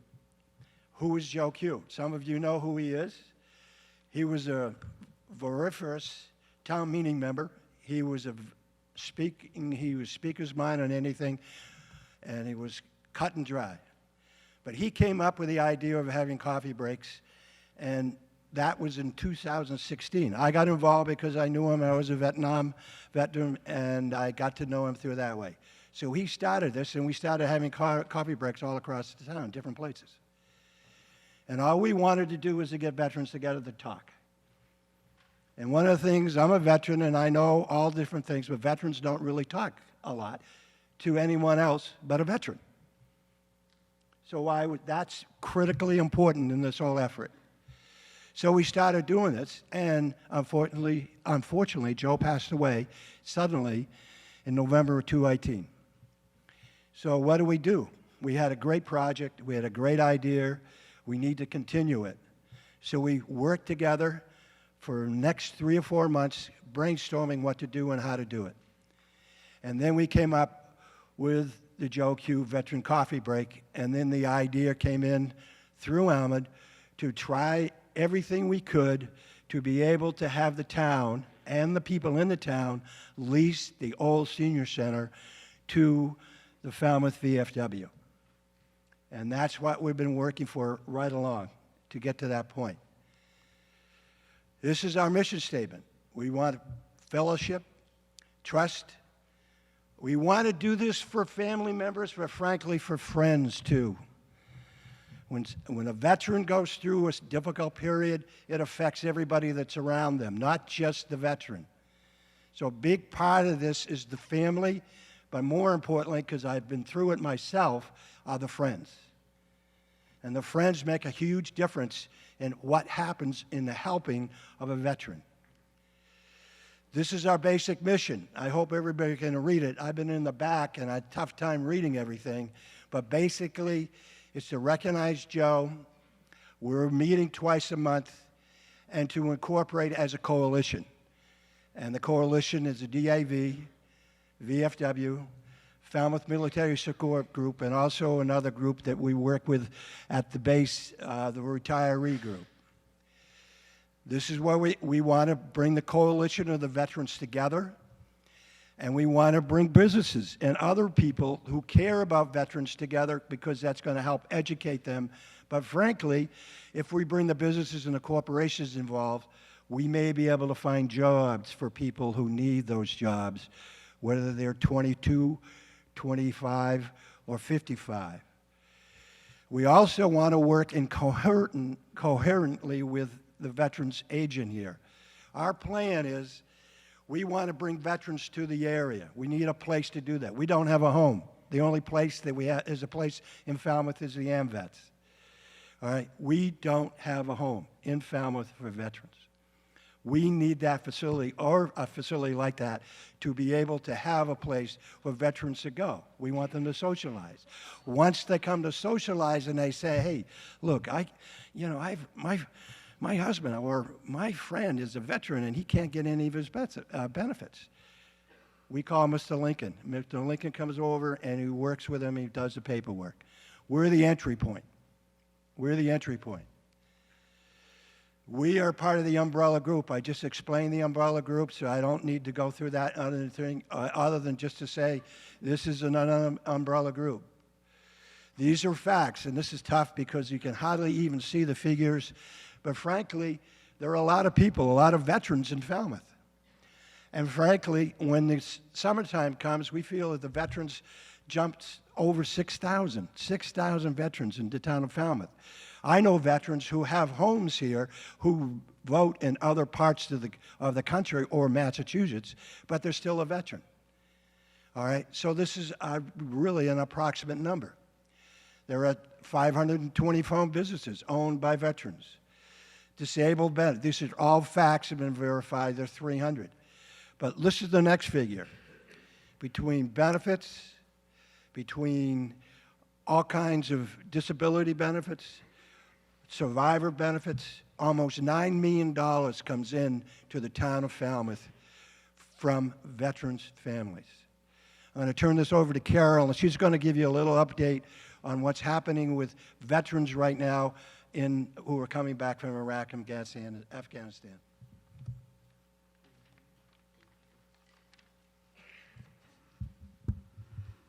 Good evening. I'm Carol Kenny, a founding member and president of the Falmouth Military Support Group, and I'm also a member of the Falmouth Veterans Council. For those of you who might not be familiar with the Falmouth Military Support Group, we are a 501c3 charitable organization, and we were founded in March of 2003, at the start of the Iraq War. Our sole purpose at the time was to support the young men and women of Falmouth who were deployed in this conflict. We sent care packages on at least a monthly basis, we did letters from the community, and we boosted morale and support from our wonderful town here in Falmouth. We also provided a meeting space for the family members here in Falmouth. In the beginning, the service members that were deployed were active duty members and returned home to their bases in other parts of the country for their own support there and the debriefing. It wasn't long before we started seeing more and more with our local Guard units across the state of Massachusetts that were deploying. From there, the service members returned here to Falmouth to their families after probably not seeing them for 12 to 18 months, and with no real support system here in the town. And they were thrown back into the life that they hadn't been with. This is when we started recognizing the invisible wounds, what we call the invisible wounds of the war, the traumatic brain injury, PTSD, and as a group, we decided we had to change our focus and we had to do what we could to help. We held symposiums, we had guest speakers coming to talk on various subjects. We participated in everything and anything we could to support these service members and their families in need. It's now been 16 years, and our core group has gotten smaller, as have the changes with the deployments from our men and women across the town. And many of our veterans here in Falmouth have had multiple deployments, and some are in great need. My guess, we probably have maybe 250 or so of this age veteran living in our towns right now. And due to the stressors of these conflicts, a lot of these young veterans self-medicate with the use of alcohol and drugs. Some are living some dysfunctional lives with broken marriages, homelessness, job loss, etc. Suicide is at an all-time high for the veterans of this era. The proposed new Veterans Center would provide a valuable resource to the families of these veterans and friends, as well as a place for some of them to come, feel comfortable, and to bond with other veterans and to seek help closer to their own home, a place for camaraderie and support. I would appreciate your support on this Article 23 for a yes vote. Thank you. Mr. Wilson, you're at the end of your time. Do you know how much additional? How much time do we have? You're done, but do you Are we need done? additional time? Thank you very much. Sorry we're taking too much time. Do you need additional time? Yes, sir. How many minutes do you need? Can we bargain or no? 2 minutes? No, I was. It's going to be a vote of town. It's It's going to be a vote of the. At least four. Sorry for being. It's going to be a vote of the meeting, so do you need Okay. additional time? Yes, sir. How many minutes? 4.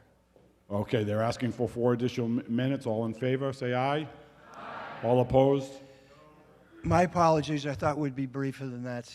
I'm going to move into our plan program, and this is a real effort to try to work together. And the second area up there with a number of veteran suicide is going to be our main focus. But we're also going to be able to do, we want to do educational programs. We also want to do some specific programs designed for teaching veterans how to do certain aspects of their lives vis-a-vis getting involved in getting an advanced degree or getting a GED. The concept is we have a board of directors, we have an advisory council, we're going to be a self-sustaining organization, and we're going to work with the VA as best we can and utilize their skill and expertise in running and having programs. This is our board: myself, Ahmed, Alan Driscoll, Lupika Lopes, and Kathleen Jasperson, who is the president of the Falmouth Together We Can. These people have all our advisory council. Some of you people know them. We have Kevin Casey, who is the constable tonight, who's on our advisory board, Kate Prophet, and Carol Kenny. We are a nonprofit under the umbrella of Falmouth Together We Can. We are a member of the Falmouth Chamber, and we are maintaining financial transparency through the Falmouth Together We Can. We have already $15,000 and a little bit more than that, be honest with you, ready to be able to maintain the building for at least 2 years. They're estimated to cost us $5,000 to $7,000 per year. We also have $10,000 funds available for Falmouth Together We Can. In other words, we have the financial support. We also have been contacted by a number of people that will give us additional support if we get the building. This is just a description of a 501c3. Almost everybody should know that. And the difference between a 501c3 and a 501c4 is immense. And that's why we're proposing to be a 501c3, because we can apply for grant money. And we do have a very strong possibility of getting significant funding from grant money. So what are the next steps? Number 2, promote the passage of Article 23 at the November 12th meeting is by far the top priority. And we're going to do a fundraising plan. We have been working on a business plan. We will have that within 4 weeks. And the responses have been very, very good. We've done a presentation at the West Falmouth Library, and we've done it at other locations throughout the town. And we've just got a very good response from the people of the Falmouth Housing Authority. So the potential is tremendous. This is a whole brand new concept. It is cutting edge. Will there be challenges? Absolutely. All we want to do is to save one life, to be able to bring one veteran back and have a normal, productive, and healthy life. The last thing I want to mention, this is going to be, not last, but next to last, this is going to be drug-free, alcohol-free, VAT-free, and alcohol-free. I think I said that already, but we are going to make sure we're not going to get caught on that piece. That's very important. So thank you very much. Questions? Okay, Ms. Braga? Just wanted to explain that the board initially, with the petition that was brought before us, we had voted indefinite postponement because there was some language that really didn't sort of comport with what the process would likely be. There was some collaboration and work to bring forward the new language that has been presented as the main motion. And, you know, there are certainly, a vote here tonight doesn't make this a done deal because there are lots of pieces of the process left. But it was important for this board to vote to at least endorse this process going forward. There are issues that we'll have to address, but to, you know, particularly given that this week we just celebrated Veterans Day in a big way in this town and, you know, had a lot of sort of time to reflect about the importance of service to community that veterans represent. And so it was important to at least try to give this this endeavor a positive start and to give support from this board for the process to play itself out and for this group to be able to know that they have an opportunity to try and put forward a plan that can work in this space along with some of the other issues that need to be addressed with this building. Okay, do we have anybody in opposition? Are you in opposition? Okay, we have a 20-minute time limit. Does anybody want to speak in favor? Mr. Vieira? Oh, you have. I thought you wanted to move the question. I'm sorry. Go ahead, Todd. Go ahead, Todd. Todd Bidwell, Precinct 4. I am in favor of the entire concept. I do have just a point regarding parking. Currently, the Senior Center has a major issue with parking. Anything that's larger than a small group meeting or event bleeds out into Dillingham Avenue, as well as across the street to private property, which is in Office Park. So my question is, how many parking spaces are there at the center? And would those be sufficient for the intended use? And if this is not the time to even answer those questions, I respect that. But it is definitely an issue. Does anybody know how many parking spaces there are there? I went over the other day and there were 32. Counting the parking spots around the circle there, the circle that you go in. Our plans initially are not to have major group meetings. We're planning on doing small group meetings defined as anywhere from 10 to 20 and maybe 25. I don't think we're going to have any issues with parking. We've already planned to have a coordinated effort with major groups that would have overflow parking. We anticipate overflow parking with the Senior Center once it gets up and running. The Commodores definitely have parking challenges, and we want to work with them. We're going to coordinate this as best we can. And I don't think we're going to have an issue with parking, all right, initially. Obviously, I could be wrong. But right now, we're not anticipating any issues with it because of the way we planned the program. Mr. Vieira?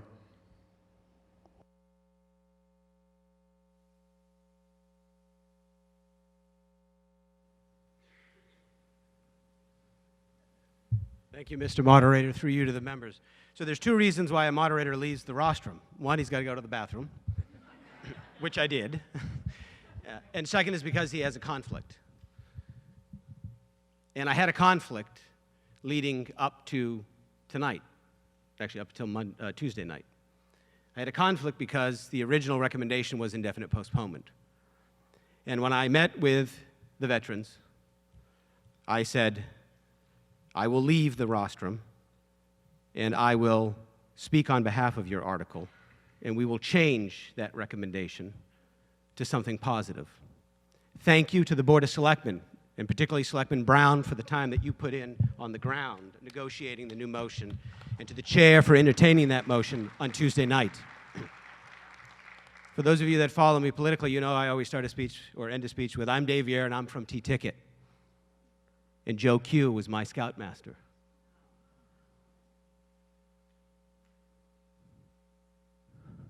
I don't want to lose it. And Joe Q told me, when you make a promise, you keep it. Otherwise, people won't trust you. If they don't trust you, they won't follow you if you're a leader. And this summer, sitting at the Flying Bridge for lunch, I told this veterans group that I would leave the rostrum and I would come to the floor. I didn't need to tonight because we have a positive motion. But Joe, I'm keeping my word like you said, and I hope that this town meeting will vote in favor of the new main motion, and we will continue to work together and negotiate the lease, and we will do everything we can to take 22 a day that commit suicide to 20, to 15, to 10, to 0. Thank you, Joe Q, for teaching me these life lessons. Thank you to our veterans for your service, and thank you to our selectmen for the new main motion. Thank you, Mr. Moderator. Mr. Suso.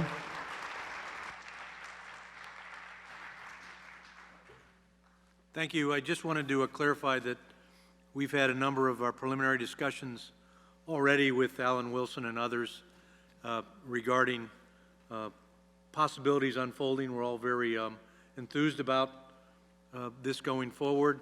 And I just wanted to confirm that those discussions have included the understanding that the existing parking area would be maintained in a joint municipal public use given the needs in the broader downtown area. So we can make this work collaboratively, and we're certainly looking forward to that. Thank you. Okay, anybody in opposition? Anybody in opposition? Okay, if I find no one's in opposition? Hold on. Okay, so the question will come. Oh, you have a question. Okay, Mrs. Schneider.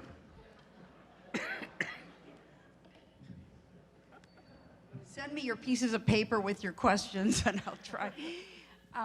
I think it's a great idea. I think there are a few hurdles that I've heard tossed around that have to be figured out, and I hope the town will work to do that. The thing I have a concern about is your budget, and that is because I thought I saw you have $15,000 that you thought would get you through 2 years.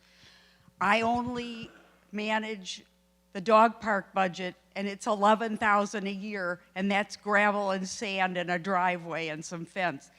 I'm really concerned about the fact that if we do this, I hope the town will somehow, or the people in the town will somehow realize you are going to need support to make that work, and it isn't going to be $7,500 a year.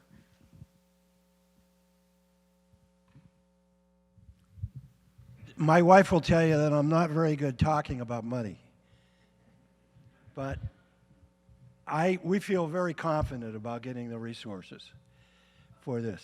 And I can't say, we're using figures that were put together by people that have been in the building and managing the building from $5,000 to $7,000 a year. And maybe I was probably too ambitious with having funding for 2 years, but we also have a line of possible resources from the Falmouth Together We Can.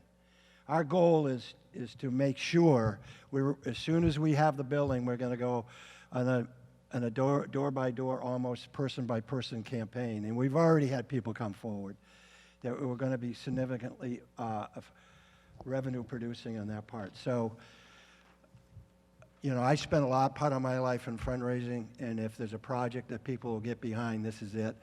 And we're going to try and put together a plan where we can have between $25,000 and $50,000 in the bank, ready to go by the time we get to the spring.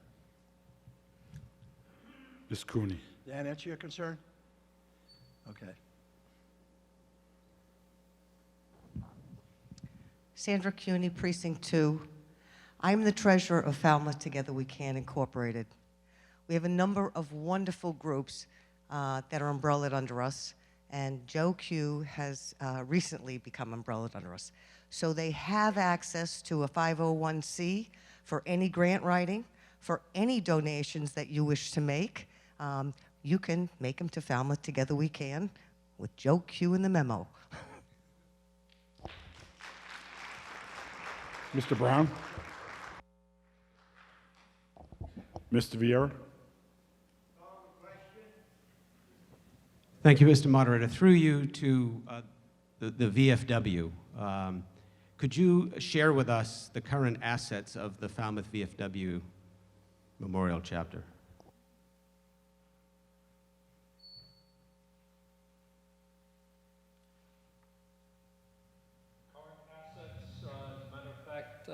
My quartermaster is here, and I believe, do you have the paperwork with you? Give me a rough number. Roughly about $175,000. $175,000. We can get through 5 years in that building for $175,000. And this body made sure that when we went and ended the lease of the VFW over at where the affordable housing complex is now, out in front of the old T-Ticket Village School, that we were told at this meeting that the veterans would have that building back. And there's a private vendor in there paying money to the Falmouth Housing Corporation. I have no problem with business operating. But when we did that, we took the home of the VFW and the veterans' coffees and other organizations away. And they've saved that $175,000. And it's time we do them right and give them a building, because we didn't give the other one back. Any other questions? Mr. Scheer.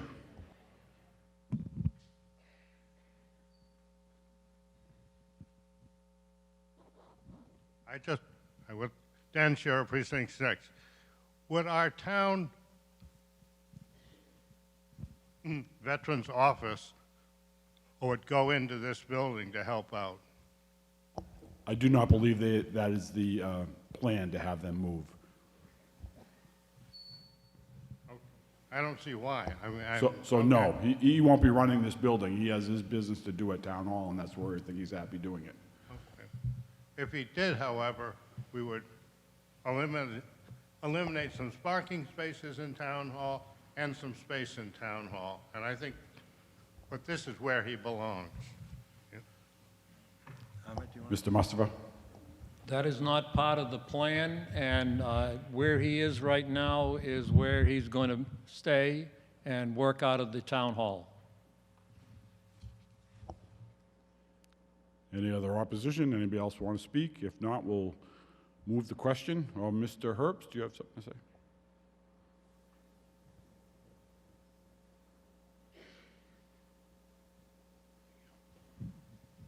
Ralph Herbst, Precinct 8, Vietnam veteran. A couple of things on the article. Number one, Mr. Wilson, when at our precinct meeting, would you please tell this body approximately how many people you will serve over a year's time? I believe you said it was a couple of hundred. The only figures that you've spoken about tonight is like 14 or 16 at a time. We're projecting to go between 80 and 120 per month. Excuse me, per week. Per week, 180 per week? No. Projection 80 to 120. 80 to 120 per week? Per week. Okay, wow, that's a lot. Okay. I hope you can do that. I was a little surprised before the selectmen changed their recommendation that they were worried about central air conditioning. It wasn't an issue for our seniors. And if you think that a bunch of military guys need central air conditioning when they're used to having none at all, you're way off the mark.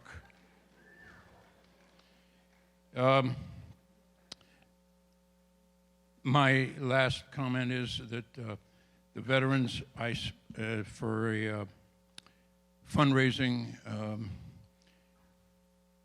issue, I would recommend that you pass the hat at our annual breakfast that is provided for the veterans once a year by some very philanthropic people here in the town of Falmouth.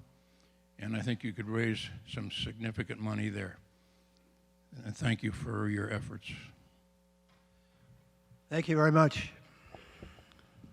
Okay, so I think everyone's had their say. We're going to vote on authorizing the Board of Selectmen to negotiate a lease for the former senior center on Dillingham Avenue. All those in favor say aye. Aye. All those opposed, no. The ayes have it by a majority, and I so declare. Thank you very much.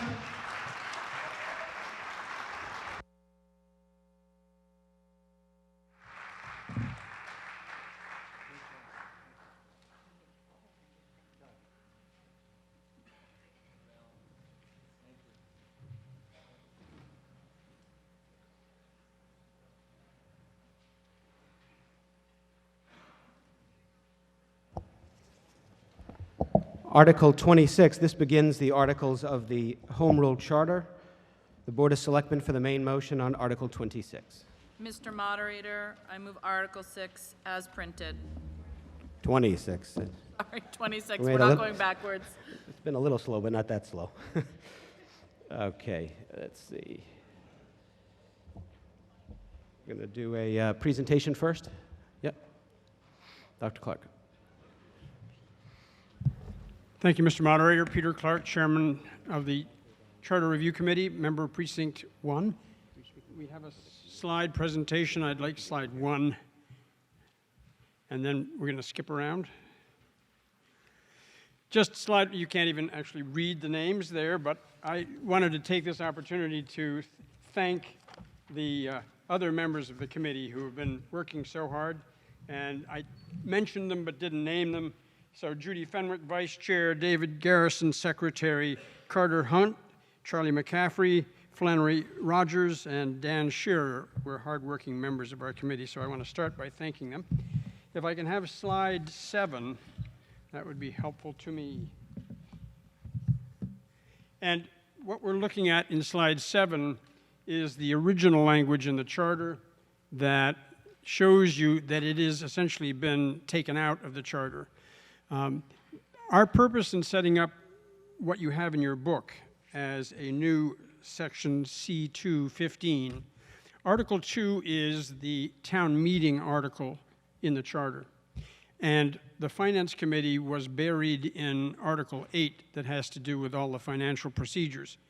It was not clear as we thought it should be, that the Finance Committee is an arm of the town meeting, is in the legislative branch, and holds authority to review work from the executive branch. And where it was located, that was not as clear as we felt it should be in the charter.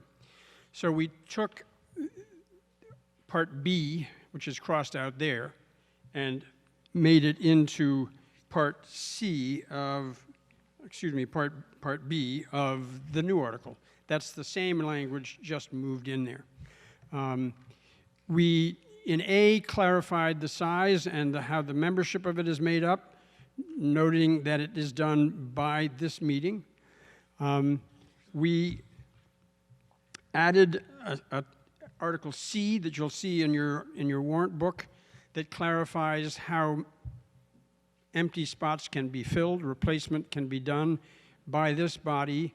There was some problem with delays in that process, and under the old process, it was done as the school committee is done, for instance, in which the Board of Selectmen and the school committee meet together to select a replacement member. We didn't think that was appropriate to have the Board of Selectmen involved in selecting the replacement members for the Finance Committee, since it is an arm of this branch of government. So that's the reason for C. Item D is an effort to state the most important mandated responsibilities, but not all of the responsibilities of the Finance Committee. So that's what we've done in creating this new C215. I hope you'll support that change.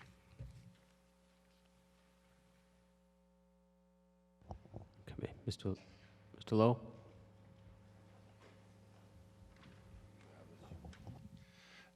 Nick Lowell, Precinct 5, Vice Chairman of the Finance Committee. I am speaking to you today as the Vice Chairman of the Finance Committee.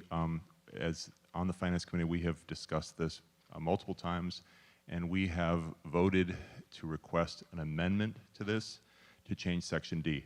And I'd like to clarify the reason that I am making this amendment, as opposed to our Chairman, Keith Schwagel, is that he is not a town meeting member, and I am, so I have to make the amendment, and then he will be speaking about it.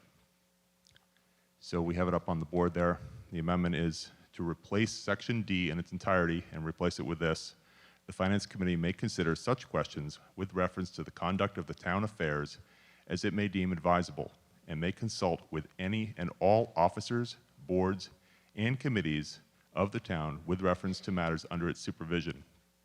It shall consider the various articles calling for expenditure or appropriations of funds, and may consider any other articles in the warrant for any annual or special town meeting called during its tenure of office, and shall make a report of its doings and recommendations to the town. So that's our change. I think that the Charter Review Committee did a great job overall, and they've got this one mostly right, but there are a few changes in here that we would like to see. And again, as a committee, we voted it, and I believe now our chairman will speak further about this. Thank you. Mr. Chairman. Thank you, Mr. Moderator. My name is Keith Schwagel. I have been your chairman of the Finance Committee for the past 2 years. It's an honor and a privilege. We worked very well with the Charter Review Committee in getting this put into the charter. We didn't exist in the charter except a number of positions. We felt it was important to put us in the charter because we are a form of government.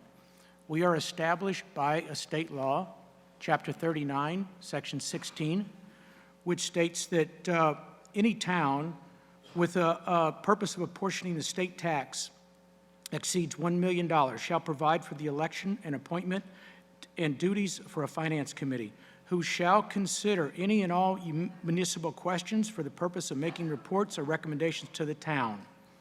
The fact that we report to you, the only committee of 15 members that reports to this body in the town, this particular state law is in Section 16 of the Massachusetts General Law, and it's contained within the town meeting section of Chapter 39 between two sections on the town moderator. That squarely puts us in the place of town meeting, and that's why we wanted to be in that section reporting to you. We report to you through the recommendations in the warrant book. Almost every town in the state of Massachusetts that meets these requirements has a finance committee. Their duty is to look at the finances of the town and come to you and give us our best judgment on that.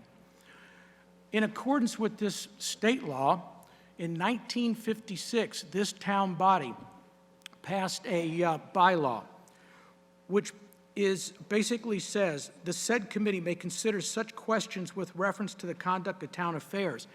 Exactly what you see we want the amendment to be.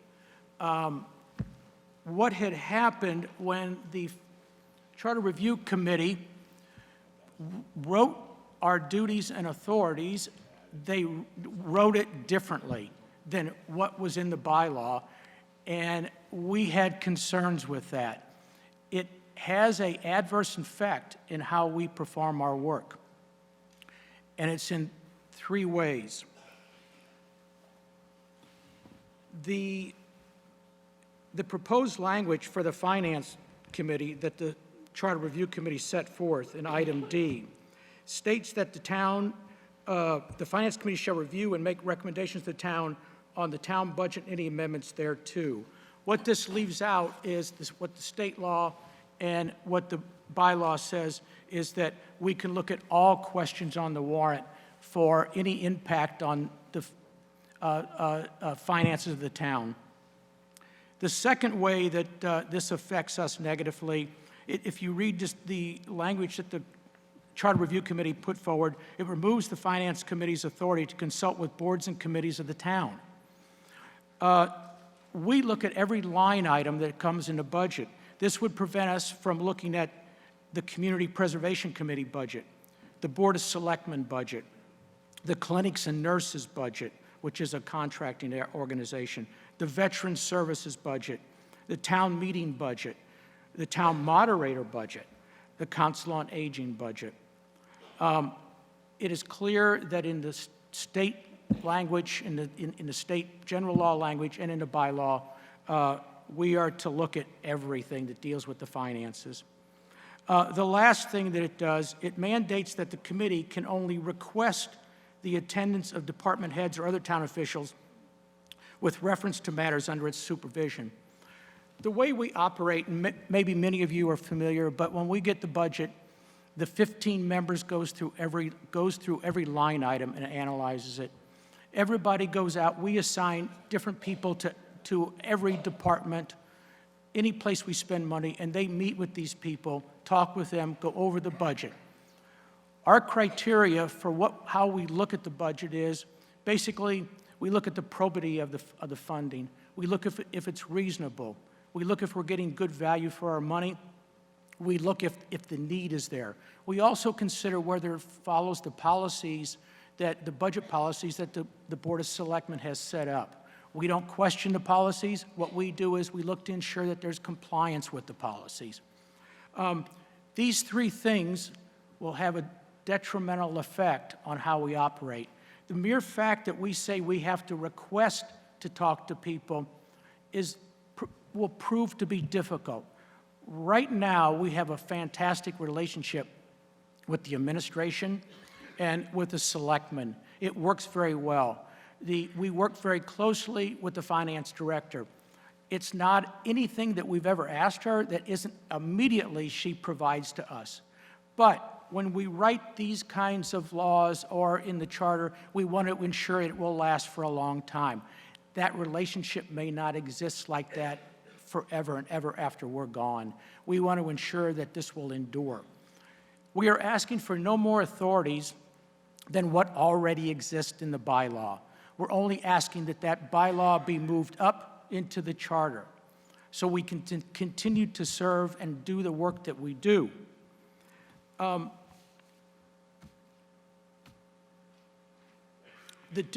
of the things that have come to mind is that the Charter Review Committee's intent was to remove any conflicts, ambiguity, superfluous language. This creates, by using what they provided, it creates a conflict. If this is adopted by this body, what is written will now be in conflict with what's in the state law and what's in the bylaw. Now, you may say, well, that's not so important, it's still in the bylaw. Well, the charter is superior to any bylaw that's passed by this body. So it will end up that charter language will take precedent. And when we're gone, we're not here, I can see, as they've done now in their review, they're going to say, why is there a difference here? Why didn't we just use the bylaw? I encourage you to pass this amendment so we can continue the work we do and provide you the services that we provide. Thank you. Dr. Clark, against the amendment? Thank you. I'd like to make some statements here. First of all, I want to be sure that you understand that we don't disagree on the language. That's accurate language. That is what is in the bylaw. And if you remember what the slide we had up there from the old language, it used to say the Finance Committee will carry out responsibilities as defined in the bylaw. So there's the bylaw. Our disagreements here are that we do not see a conflict. There are multiple committees in the charter in which there's no definitional language that repeats everything that's in state law and repeats everything that's in the bylaw. If for every committee in the charter we listed everything that was in state law and everything that was in the bylaws, it would be, instead of a 24-page document, it would be 48 pages. So one of our purposes was to try to be streamlined, and we inserted into the charter, we thought we were being helpful, instead of just saying, referring to the bylaw, we actually, for the Finance Committee, put in what are their mandated responsibilities. But that does not take away their discretionary responsibilities. There are a number of places in the charter, I could read them for you, where it says very clearly that committees, governmental bodies, will work in accordance with state law, bylaw, and other kinds of things of that sort. So from our perspective, it was a limited way to state the authority of the Finance Committee, its most important authority, but it in no way challenges or removes things that are already in state law or bylaw. A direct question. So the motion of the committee, the main motion, says the Finance Committee may request the attendance of any department head. The current bylaw in the proposed amendment says that the committee may consult with any and all officers, boards, and committees of the town with reference to matters before it. So may consult gives the Finance Committee the power to go and consult. To invite them to attend allows them to say, we don't want to talk to you anymore. So can you tell me how it's exactly the same? Because I don't read it exactly the same.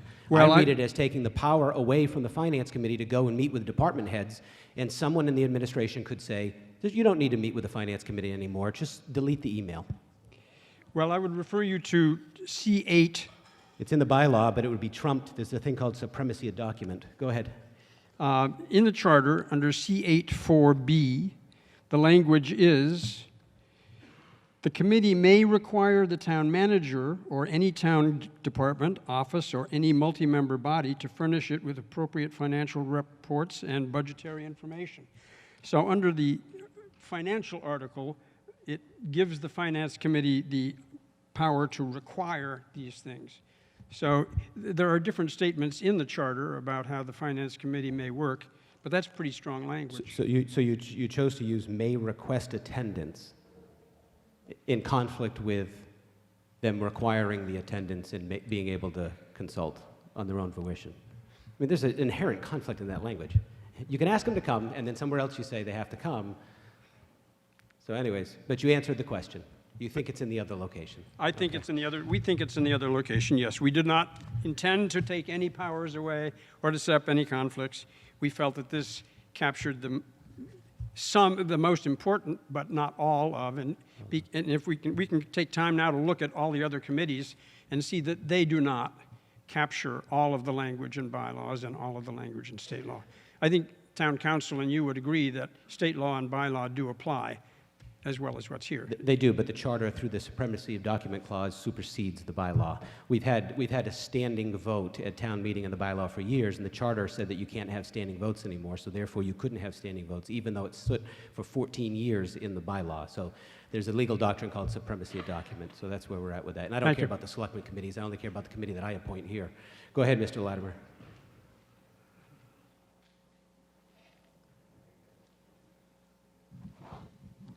Thank you, Mr. Moderator. Richard Latimer, Precinct 1. Dr. Clark says there's no conflict. Whether there is or not, I think I will leave it up to the members of the board that have to execute those powers to execute them the way they understand them. I would support this amendment. Okay, anybody opposed? Yep, Cafferty. Not opposed, but bring attention that one line that's in the Charter Review Commission's language is not in this, and it may want to be included in that. D, as it's proposed, says in the third line, it shall further have the authority, the Finance Committee that is, to approve any transfers from the reserve fund. Does the Finance Committee want that to be retained in their amendment? It's a moot point because that is in state statute. Okay. So. Is there anyone opposed to the amendment to speak now? Okay, if not, the question will come on the amendment to amend to the language that the Finance Committee provided. All those in favor signify by saying aye. Aye. All those opposed, no. And the chair says the ayes have it, and the Finance Committee amendment passes. Any discussion on the main motion as amended? Hearing none, okay. Ms. Magnani? With the microphone, please. Is this on? It is. My name is Judy Magnani. I'm from Precinct 2. I'm also a member of the Finance Committee. However, I'm speaking only as a town meeting member. I would like to amend this section by deleting the last sentence, which reads, members of the Finance Committee may serve on the advisory boards in a non-voting capacity.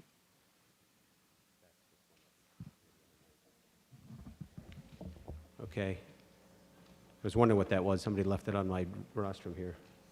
Different name, though. Okay, so do we have a slide for that, or? I thought we did. So under B,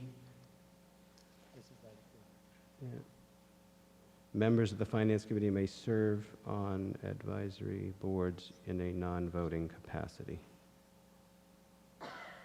Okay, so that was in the original main motion. You want to add it back to this motion as amended? I would. Okay. I've been on the Finance Committee for a few years now, and I have observed how this has worked. And I understand there are people who do want to be on other committees, but I find that it sort of blurs the lines because they will have some feeling for the committees that they go and they're on the committee. We can go to any committee we want to and sit and listen to them. This puts them as a member, even though they're non-voting. They will be sitting in on deliberations. And I'm worried about the appearance of our being completely non-biased when different committees come to us for money. And they have different, a lot of the committees do have budgets, and we do consider them. And I just feel that that should have been left in there instead of being taken out. Thank you, Mr. Moderator. Mr. Clark? We left this in because it was language that has been in the charter. We discussed the issue at some length and feel that because there were some people interested in allowing full voting participation on other committees. And to that extent, we saw this as a very important thing to keep, to make clear that Finance Committee members should not be full members of other committees. If it's deleted, I assume you would be saying that there can be no membership of any kind on other committees. The Charter Review Committee feels, as I think Ms. Magnani does, that even the appearance of a conflict can undermine the trust in the Finance Committee's objectivity about not only that committee budget, but the fact that budget is a big whole system and you can't play with parts without being questioned about why you supported them. So, I want you to know that we share the concern about the highest level of objectivity. I don't believe there has been a member. My understanding is that Mr. Scherer is the only person who was in a position of being a non-voting member because he already was on the Finance Committee or was put on the Finance Committee after he had been a member of those committees, and he served out his term on those committees and then left. I hope the Board of Selectmen would not appoint someone and would not take a voting position and give it to a Finance Committee on a non-voting basis when it could be held by a full participating member. Okay, further discussion on the deletion of that sentence? Yep, Ms. Harris?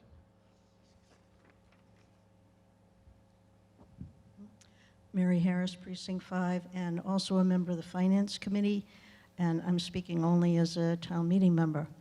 I would like to support Mrs. Magdani's amendment here. I think that appearances really matter and that trust matters, and once you lose trust, you can't get it back. I don't think that members of the Finance Committee should be serving on other committees in town, and Mr. Clark, we do have a member who is a non-voting member of another committee at the moment. So I would advise people to vote in favor of this. Okay, anyone else opposed to the language? Opposed to the amendment here? Here, another question will come on delete. Oh, you have a question.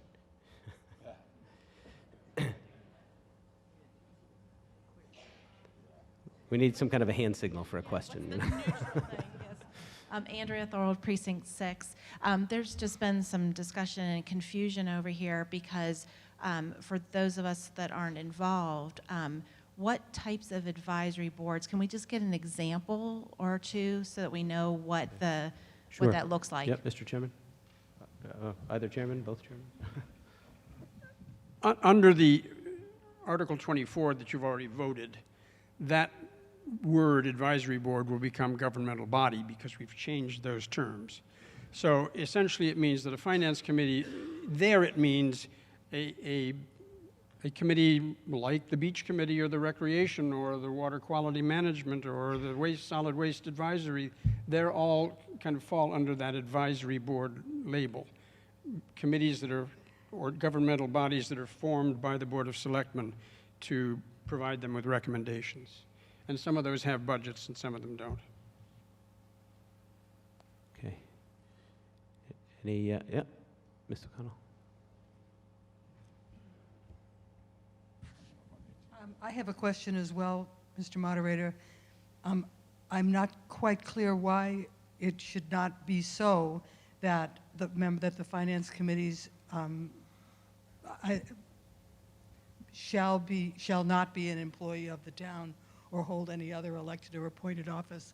I think that, pardon me, please.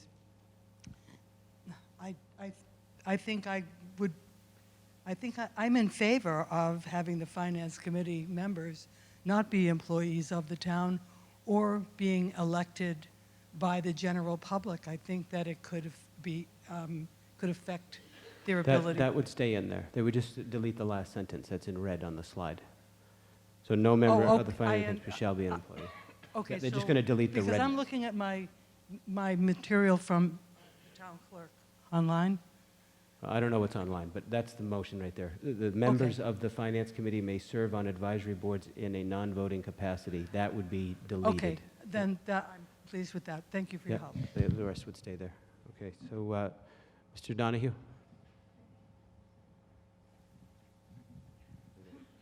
Bob Donahue, Precinct 3. As a non-voting member, is that a kind of a thing that if I'm on the Finance Committee and I'm interested in the Beach Committee and I go to a couple of meetings and give some input on finances to them, is this what we're talking about, or is this something that I would become a permanent member of the Beach Committee, for example? Yeah, so membership, yeah. You can always attend a public meeting if you're a Finance Committee member or elsewise, but if you hold a seat by virtue of the office of being a Finance Committee member, and then you're appointed to be the Finance Committee person that sits on the committee, then you're a member of the committee, and you could be voting or non-voting. In this case, it says in a non-voting capacity. But any member could go and attend the meeting. They can't speak on behalf of the committee unless they're sent there by the committee to speak on behalf of the committee, but you could go and observe and bring the information back, and Can they speak to the committee? depending on what the rules of the committee are. If you're not a member, you don't have a de facto right to speak before a committee, unless the rules of the committee allow public input. This sounds kind of silly to me. It's only a benefit if you have somebody come join your committee who has financial experience to guide your committee. He doesn't vote on anything. I think the concern here is that some members of the Finance Committee, if they were standing members of a particular committee, would play favorites. And they would start, instead of advocating on behalf of the full town and the benefits, that they would then start, that's why we don't allow employees and other office holders, because we don't want them to start advocating for their domain greater than the domain of the town budget. So how would that be affected if all of a sudden, if I'm on the Finance Committee and all of a sudden I get a great interest in the beach and I want the beach to get a ton of money, and so can I, can I do? You can advocate, and if I find out that you're not paying attention to the rest of the budget, I'm not going to reappoint you. Exactly, exactly. I'll tell you to go over to the Beach Committee. Right, go over to the Beach Committee, exactly. I think this is only a benefit to any committee that somebody from the finance would want to help. Okay, we've hit our 20-minute limit. So all in favor of this amendment to remove the red sentence, all in favor of the amendment signify by saying aye. Aye. All those opposed, no. It's appear the chairs that the ayes have it by a majority. And the question will now come on the main motion as doubly amended. That's a word, amended twice. On the main motion as amended, all those in favor of the main motion as amended signify by saying aye. Aye. All those opposed, no. The ayes have it by a majority. Article 32 is another charter amendment. Mr. Chairman, for the main motion. The article. I'm sorry. That's Yes. okay, as printed, Mr. Moderator. Okay, as printed, this is to vote to adopt the following proposed amendment dealing with the Waterways Committee, the Recreation Committee, the Beach Committee, and the Human Services Committee. Mr. Chairman. Thank you, Mr. Moderator. Peter Clark, Chairman of the committee and Precinct 1. Article 32, and that would be on our slides.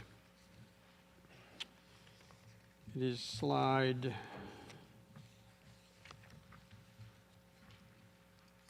13. Slide 13. I'd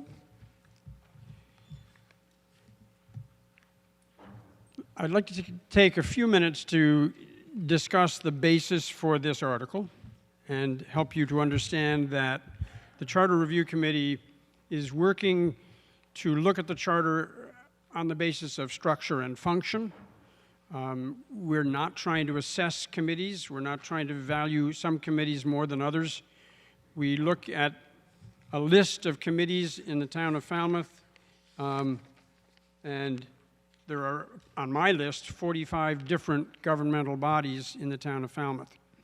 Some of them are elected, some are appointed, some have regulatory authority, some don't.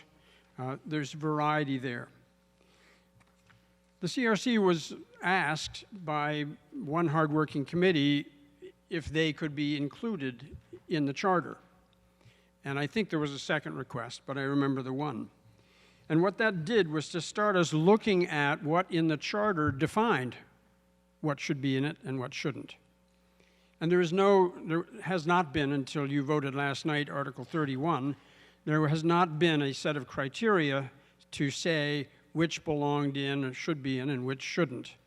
And Article 31, the two conditions that we set, grew out of looking at these committees, both the 17 that were already in the charter and the 28 that were not in the charter, because the question was, why should some be there and others not? As we looked at those, we discovered that 11 that are in the charter had their legal basis in state law, either mandating them or permitting them. 5 are elected, 6 are appointed. 2 of them were legislative branch committees, the Finance Committee and the Rules and Procedures Committee. So that's 11 plus 2 is 13. And 4 were advisory committees to the Board of Selectmen, the Beach, Recreation, Waterways, and Human Services.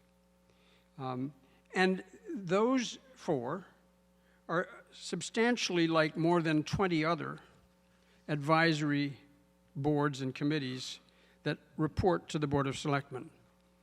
They don't have authority to enact things themselves. They make recommendations to the Board of Selectmen. They don't hire employees.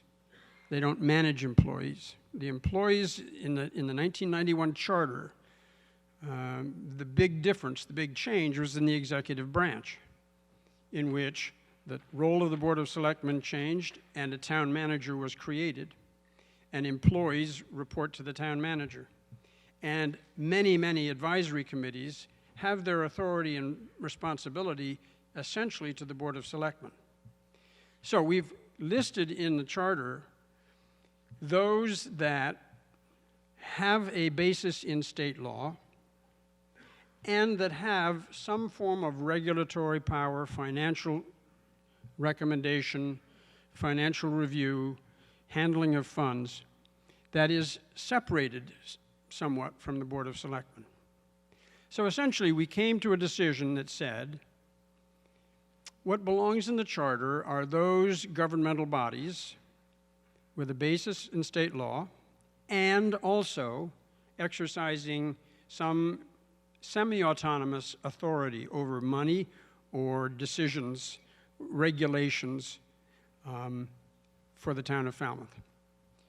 And that leaves us then, in Article 31, we added the Community Preservation Committee, which was not there, but is authorized by state law, and makes recommendations to this body independently of the Board of Selectmen on funds of the town.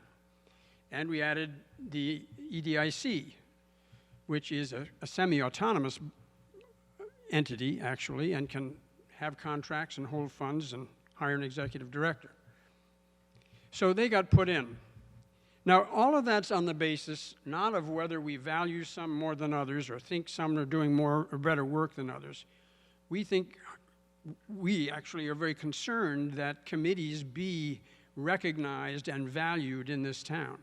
There are over 400 volunteer positions on committees in this town. It's a huge value to the town. And the 4 that are mentioned here are of as much value as the Affirmative Action Committee or the Affordable Housing Committee or the Solid Waste Advisory Committee or the Water Quality Management. All of them do hard work for the town. So it was a definitional decision, a structural decision, a functional decision based on who they report to and how much authority and what they do. We do not think that removing 4 committees from the charter should change their operations in any way.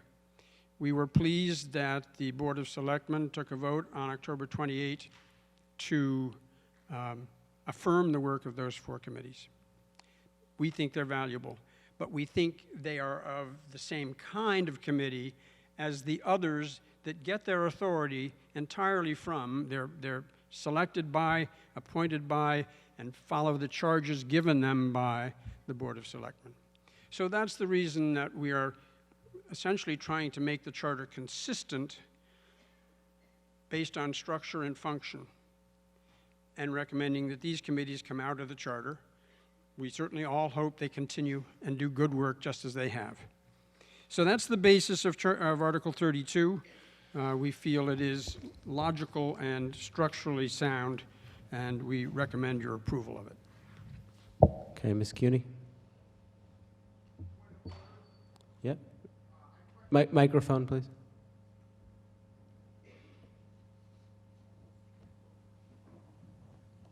Hello? Oh, yeah, there we go.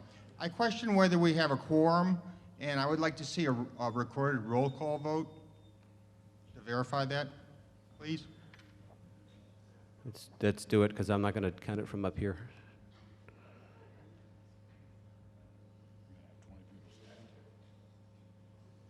It's a quorum. It's a quorum call. Yeah, I'm going to do it from the chair. I can fix the method of voting by state law. Yes. I was just asked if I need the 20 people to stand. Under state law, I can always fix the method of voting, and so I want this to be a recorded roll call vote, because if you left early, they're going to know. Go ahead. You're elected to be here until we dissolve the meeting. All those present, please press 1A. And I better do that so they know I'm here.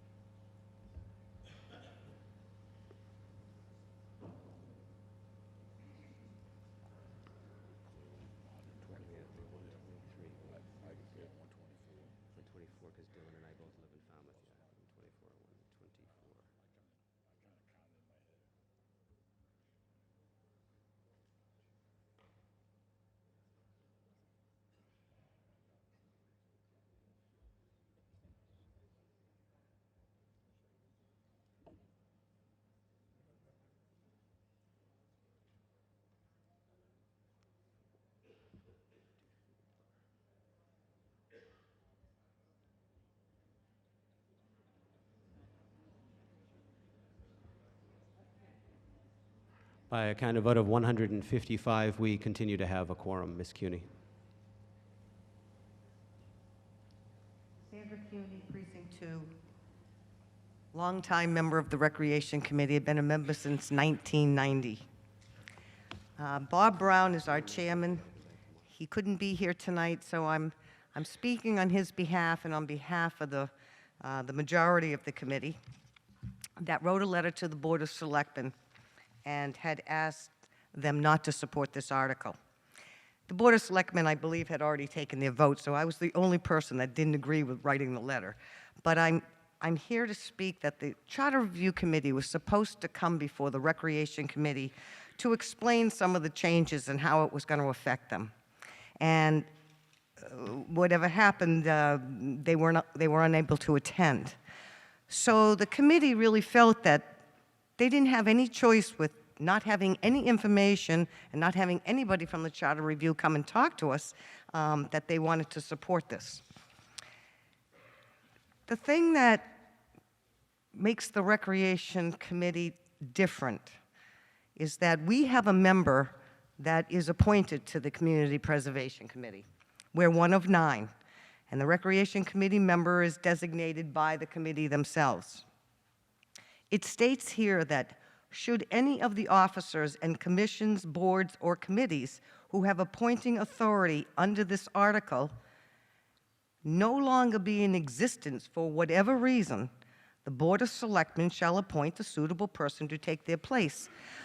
So while we have all the faith in the world with the Board of Selectmen we have here today to say that they'll never do away with any of the committees, down the road, 10 years from now, they could. And if they do away with any of the committees, then you don't have a place on the Community Preservation Committee. So for that reason, because the community preservation is mandated, the Recreation Committee feels that we'd like to stay in the charter. And we'd at least like to stay there. Maybe, I know that the Charter Review is going to be bringing back some questions in April. Maybe you want to review this, but I'm going to urge indefinite postponement on this for tonight until they've had a chance to come before the Recreation Committee and at least talk with us. Thank you. Okay, so that was no, a yes. Mr. Murphy? A yes in favor of the main motion? Yep, in the aisle, yep. Jeff Thomas, Precinct 3. I'm also the chairman of the Waterways Committee. We happen to have one of our members who's also part of the Charter Review Committee.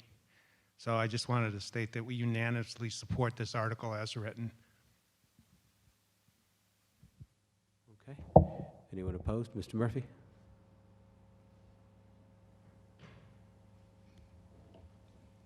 Yes, Mr. Moderator. Kevin Murphy, Precinct 5. I think the original intent and why this was originally put into the charter of these three committees, because these three committees were elected by the town itself. To be on the Beach Committee, which I know Mr. Dufresne used to remind me very often that he was an elected member of the Beach Committee, and I know the Recreation Committee was elected, as well as the Waterways Committee. So I think it was a respect issue that these three committees, the town, over the years, had found it very important. These committees were very important, so they were elected, their board, from the general population, just like a selectman would be. I think that all three of these committees represent a great deal to this community, so I think that it would be important to keep those names of those committees in the charter so that we don't do away with those committees, nor are they merged with another committee. Thank you. Okay, in favor, Ms. Fenwick? In favor of the motion? Yep. Okay. Judy Fenwick, Precinct 1, and also a member of the Charter Review Committee. I just wanted to clarify one point that Mr. Murphy just made, and that is that only the Recreation and Beach Committee were elected prior to the charter going into effect in 1991. And at the point of the charter, there's actually an article that states that the elected committees will serve out their term, but when new term would come up, that they would become appointive. Also, I was probably the most reluctant member of the Charter Review Committee to come to approving both Article 31 and 32 because I felt that these four committees were historic for their reason of being in the charter. And I did a little bit more research on the bylaws that so many of us on Charter Review have come to know, that there are actually bylaws that have to do with both Waterways and Beach Committee. And I won't go into specifics on them, but there are bylaws that govern some of the things they have responsibility for. But it does not state in the bylaws that the Waterways Committee will have X number of members serving a term of Y, and the same with the Beach Committee. So one of the things I pushed for was that the four committees that no longer met the criteria that we were suggesting in Article 31 was that they needed to be tethered somewhere, have a parking space for them, as opposed to them just being disappeared. And there was some question about whether or not we would create bylaws to memorialize them. And we were cautioned against that, and the final solution was the vote of the Board of Selectmen on October 28 affirming their existence. So their source now will be listed on the master plan that we have for committees as the vote of the Board of Selectmen on the 28th of October. Okay, anyone opposed? A question? Okay, yeah.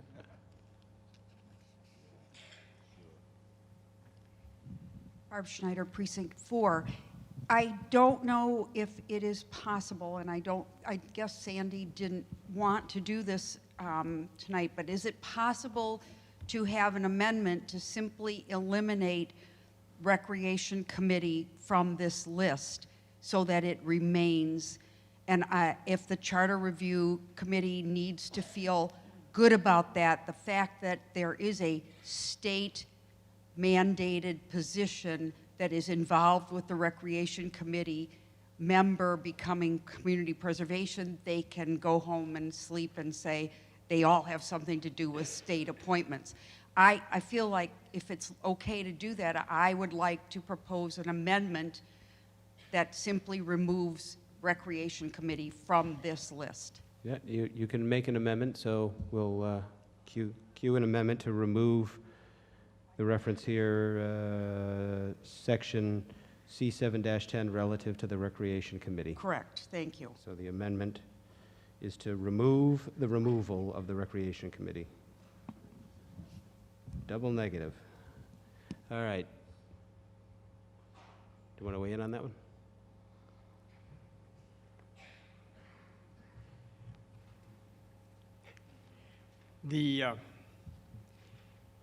The Charter Review Committee has not discussed this kind of separation. I think we feel that, I think I'm speaking for the committee when I say we feel that fundamentally these four committees are the same in their work and their value. And if we're not going to take directly out, we ought to leave all of them there, and we'll decide, we'll look at it further. So I guess I would argue against that amendment. Okay, Mr. Chair.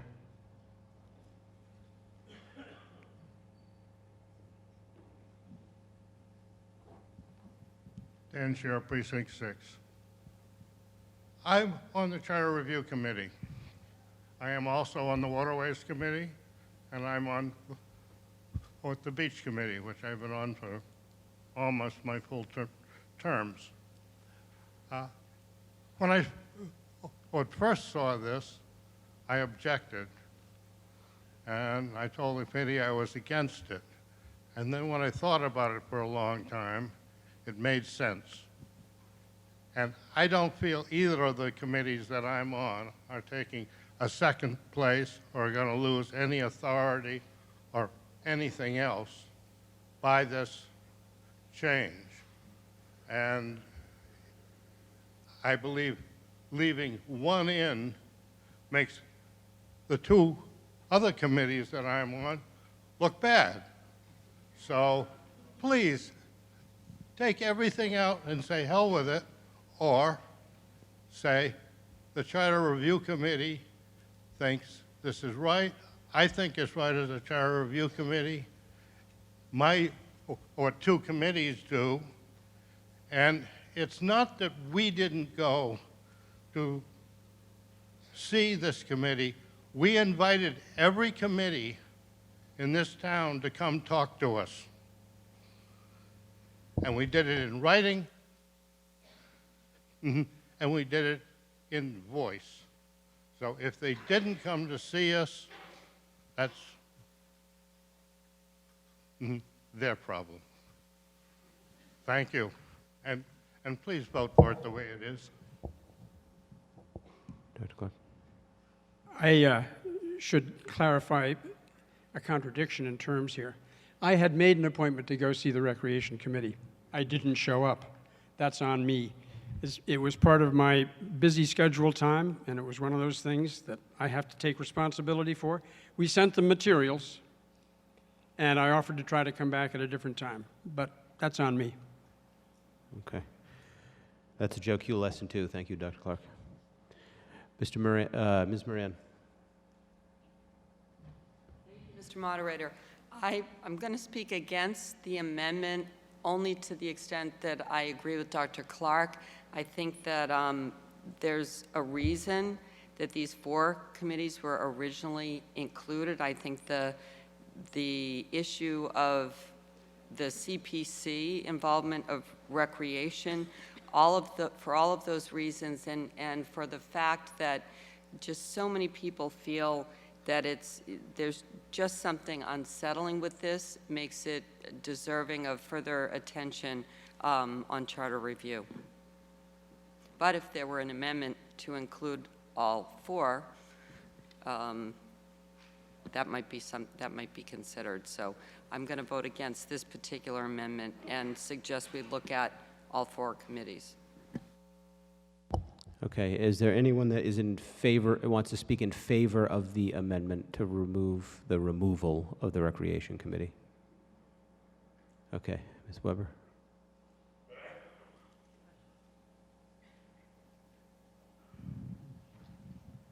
Thank you, Mr. Moderator. Gina Weber, Precinct 9.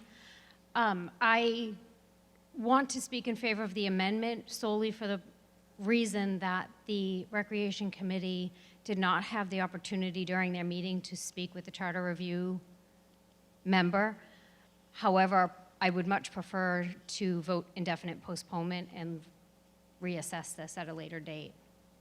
Okay, in that case, you just vote no on the main motion, whatever the main motion is when we get to it. Okay, any further discussion on this amendment? The question will come on the amendment to remove the removal of the Recreation Committee from the main motion. All those in favor signify by saying aye. Aye. All those opposed, no. No. It's appear the chairs that the noes have it by a majority, and we're back on the main motion as printed. Any further discussion on the main motion as printed? Hearing none, the question, Mr. Neto? Almost.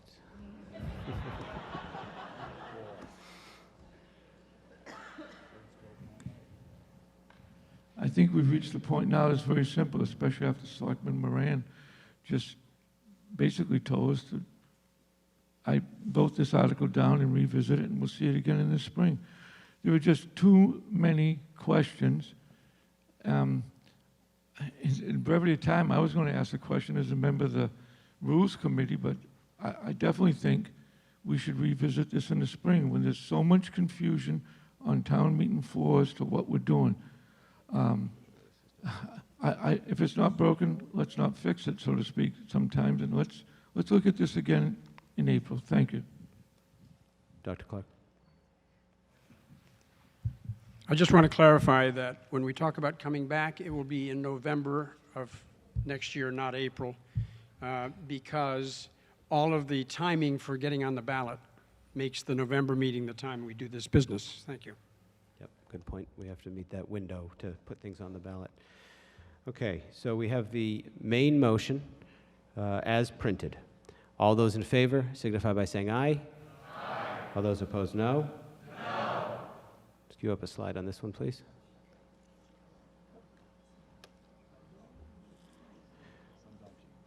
Tonight will be the last meeting for a town meeting member who also happens to be a veteran from T-Ticket. Almost 50 years of service. Mr. John Alves, thank you for your service to our community since well before I have been around.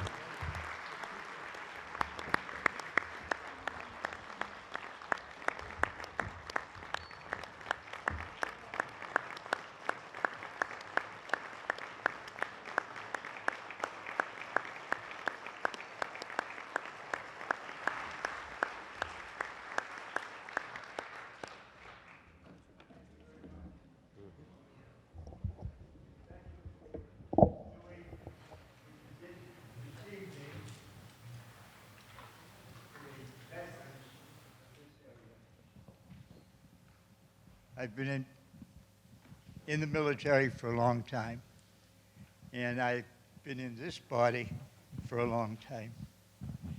I think since 1971, and that's when there were only 4,500 people year-round in Falmouth. Now it's a little bit different. But isn't Falmouth nice?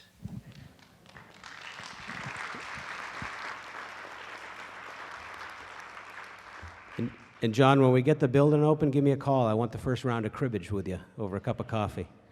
All right, let's turn on the electronic voting. All those in favor of the main motion signify by pressing 1A. All those opposed, 2B.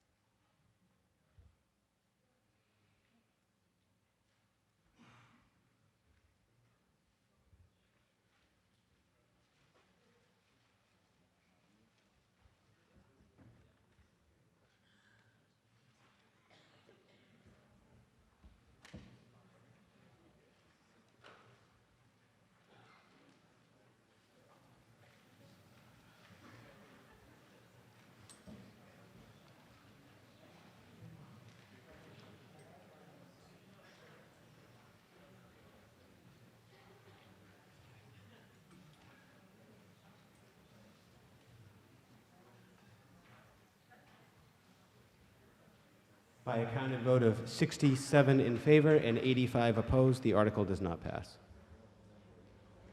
67, 85. 67 to 85. Okay, Mr. Chairman of the Finance Committee, for notification of how much money we spent in the last few nights. Thank you, Mr. Moderator. Of the past 3 days, we have spent $15,787,023. And $23. Great. Madam Chairman of the Board of Selectmen, for the notification of the next annual town meeting. Annual town meeting will be April 13th at 7 p.m. April 13th at 7 p.m. At this time, the chair would entertain a motion to dissolve the annual town meeting.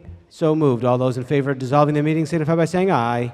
All those opposed, no. The ayes have it. We'll see you on April 13th. Please make sure to deposit your response devices in the bins as you exit the building. We will be calling you at 7:30 tomorrow morning if you do not, to retrieve them.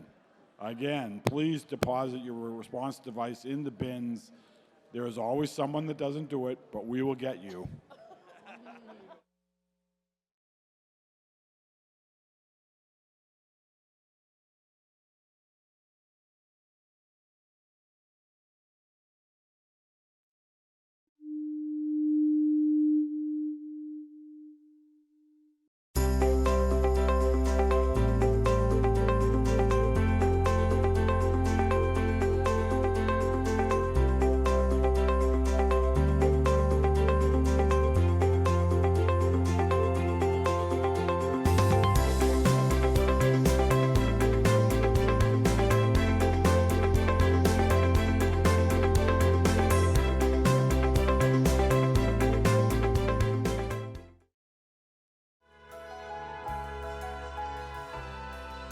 Falmouth Community Television's coverage of town meeting is sponsored by the following corporate underwriters.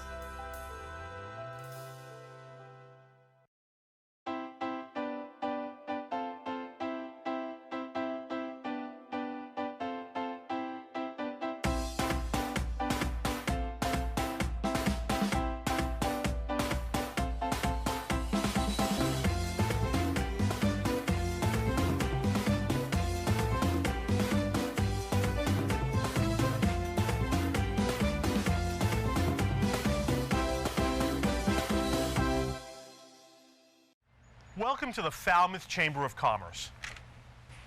The Falmouth Chamber is dedicated to working on behalf of our members to make Falmouth a better place to live, work, and conduct business.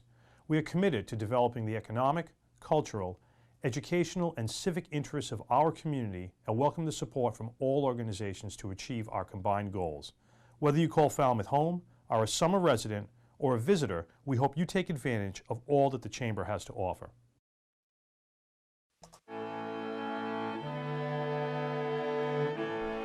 Nestled in a classic New England setting, amid 200-year-old elm trees and charming colonial homes, stately sea captains' homes, and charming Cape Cod salt boxes, Shoreway Acres is a graceful blend of Cape Cod's past and present. Shoreway Acres, proud sponsor of Falmouth Community Television. Green Harbor Waterfront Lodging is nestled in a woodland setting on a picturesque ocean inlet. Green Harbor offers a family waterfront vacation. Enjoy our private boating beach with dock, rowboats, and paddle boats, oversized heated outdoor pool, and kiddie pool. Relax in our waterfront and beachside accommodations. 548-4747 or gogreenharbor.com. People think that a locally owned and operated appliance store may not offer what they need. Actually, we have trained and dedicated sales associates, expert delivery and installation, professional repair service, and personal customer service. Plus, we have access to a huge local warehouse with over 6,000 models in stock. Crane Appliance. We call the Cape and Islands home. Carlson Printing for all your printing needs.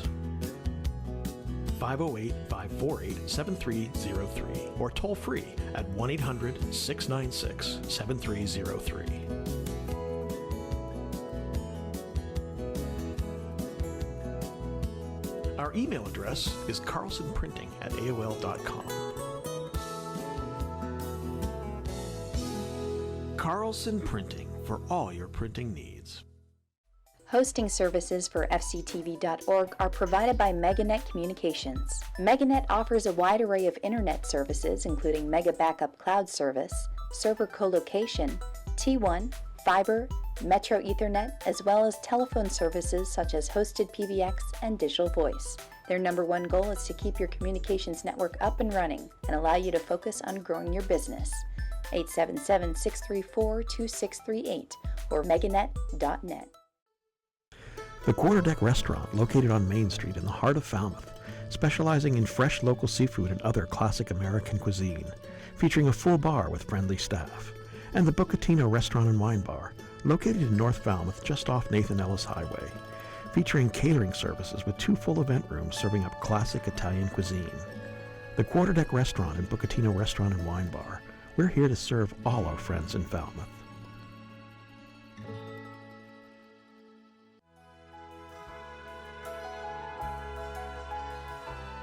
Additional funding and support provided by the following corporate sponsors.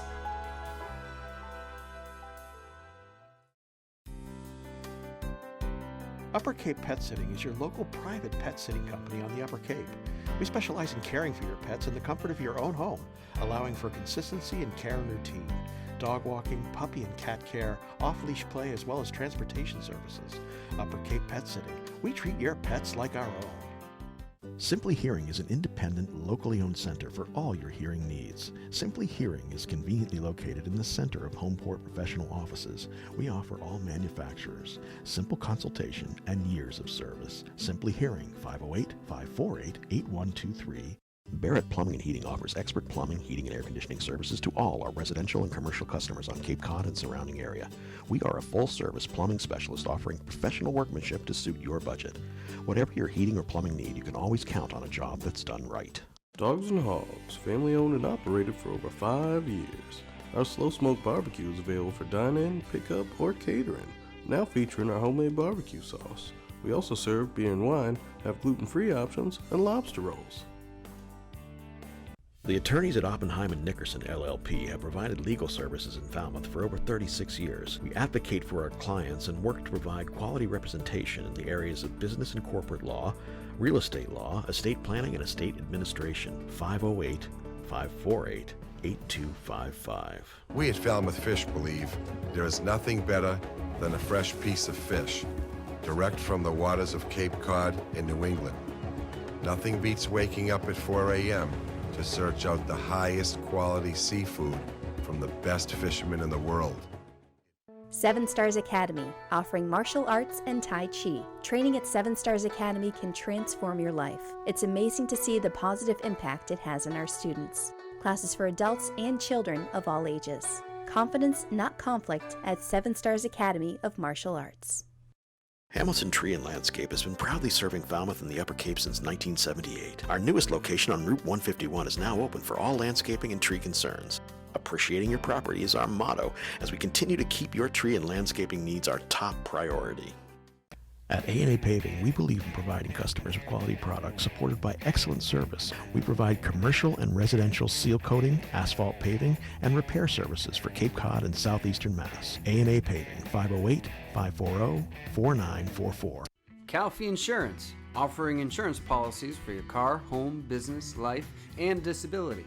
Calfee cares about all your insurance needs. 508-540-2601 and online at calfeeinsurance.com.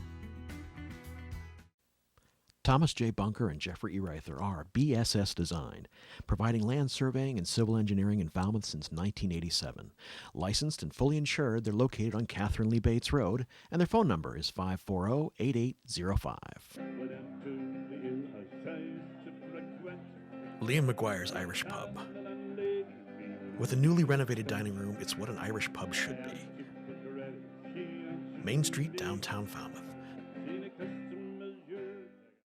Bayside Kitchen and Bath at 419 Palmer Avenue in Falmouth, where design and installation professionals work closely with homeowners, architects, and builders, offering a full range of cabinetry, countertops, and faucets. Bayside Kitchen and Bath, returning you to beautiful spaces.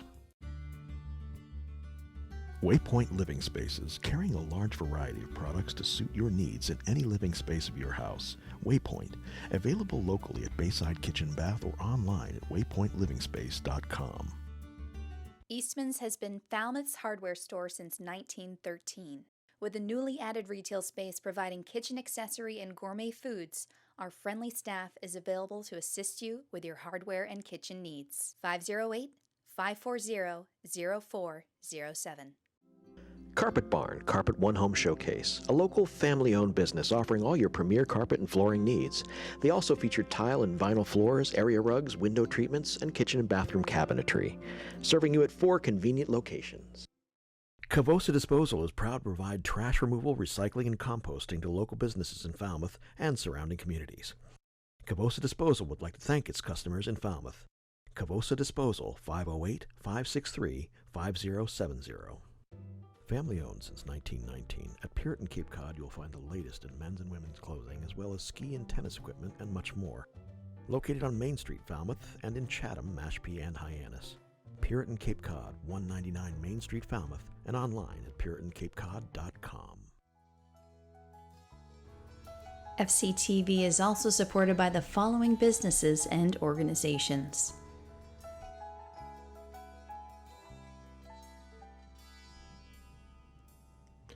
Dalpy Septic Plumbing, residential, commercial pumping and cleaning, 508-548-5488.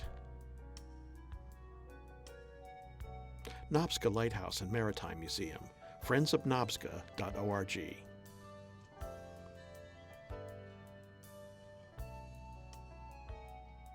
The Falmouth EDIC, falmouthedic.org, 508-548-7440. Partners Technology, Voice and Data Solutions, 781-930-5000.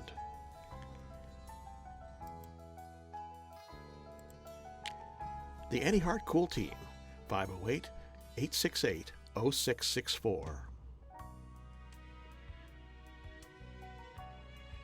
St. Elizabeth Seton Church, 508-563-7770.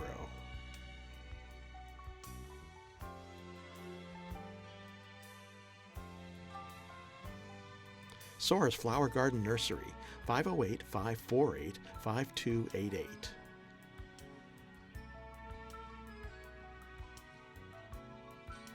M. Duffney Builders, 508-540-3625.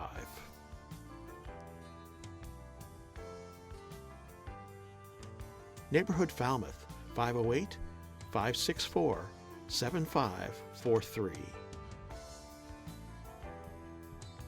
Village Lamp and Repair Shop, 508-274-2057.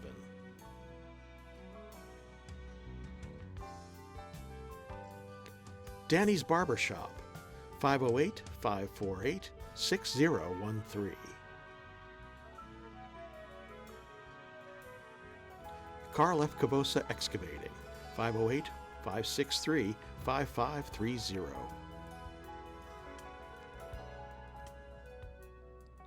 Paul's Precision Automotive Repair, 508-548-3164. David Rogers Electric, 508-564-7507.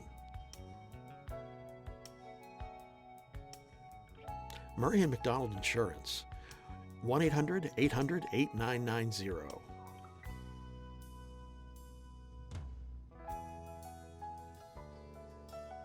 The Davy Tree Expert Company, 508-548-2662.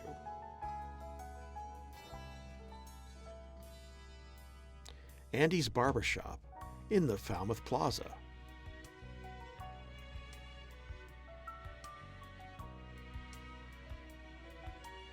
Chapman Colin Gleason, 508-540-4172.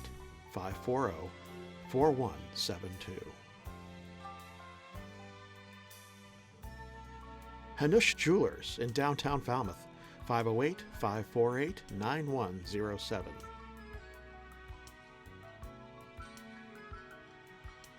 Mahoney's Garden Center, 508-548-4842.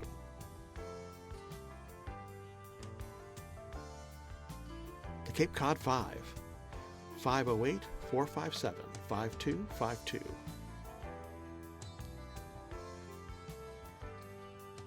Martha's Vineyard Savings Bank in Falmouth and Woods Hole, 627-4266. Falmouth Volunteers in Public Schools, 508-548-1621.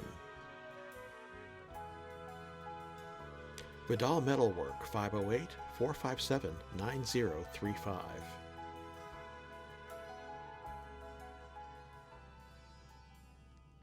And Steve's Pizzeria and More, 508-457-9454.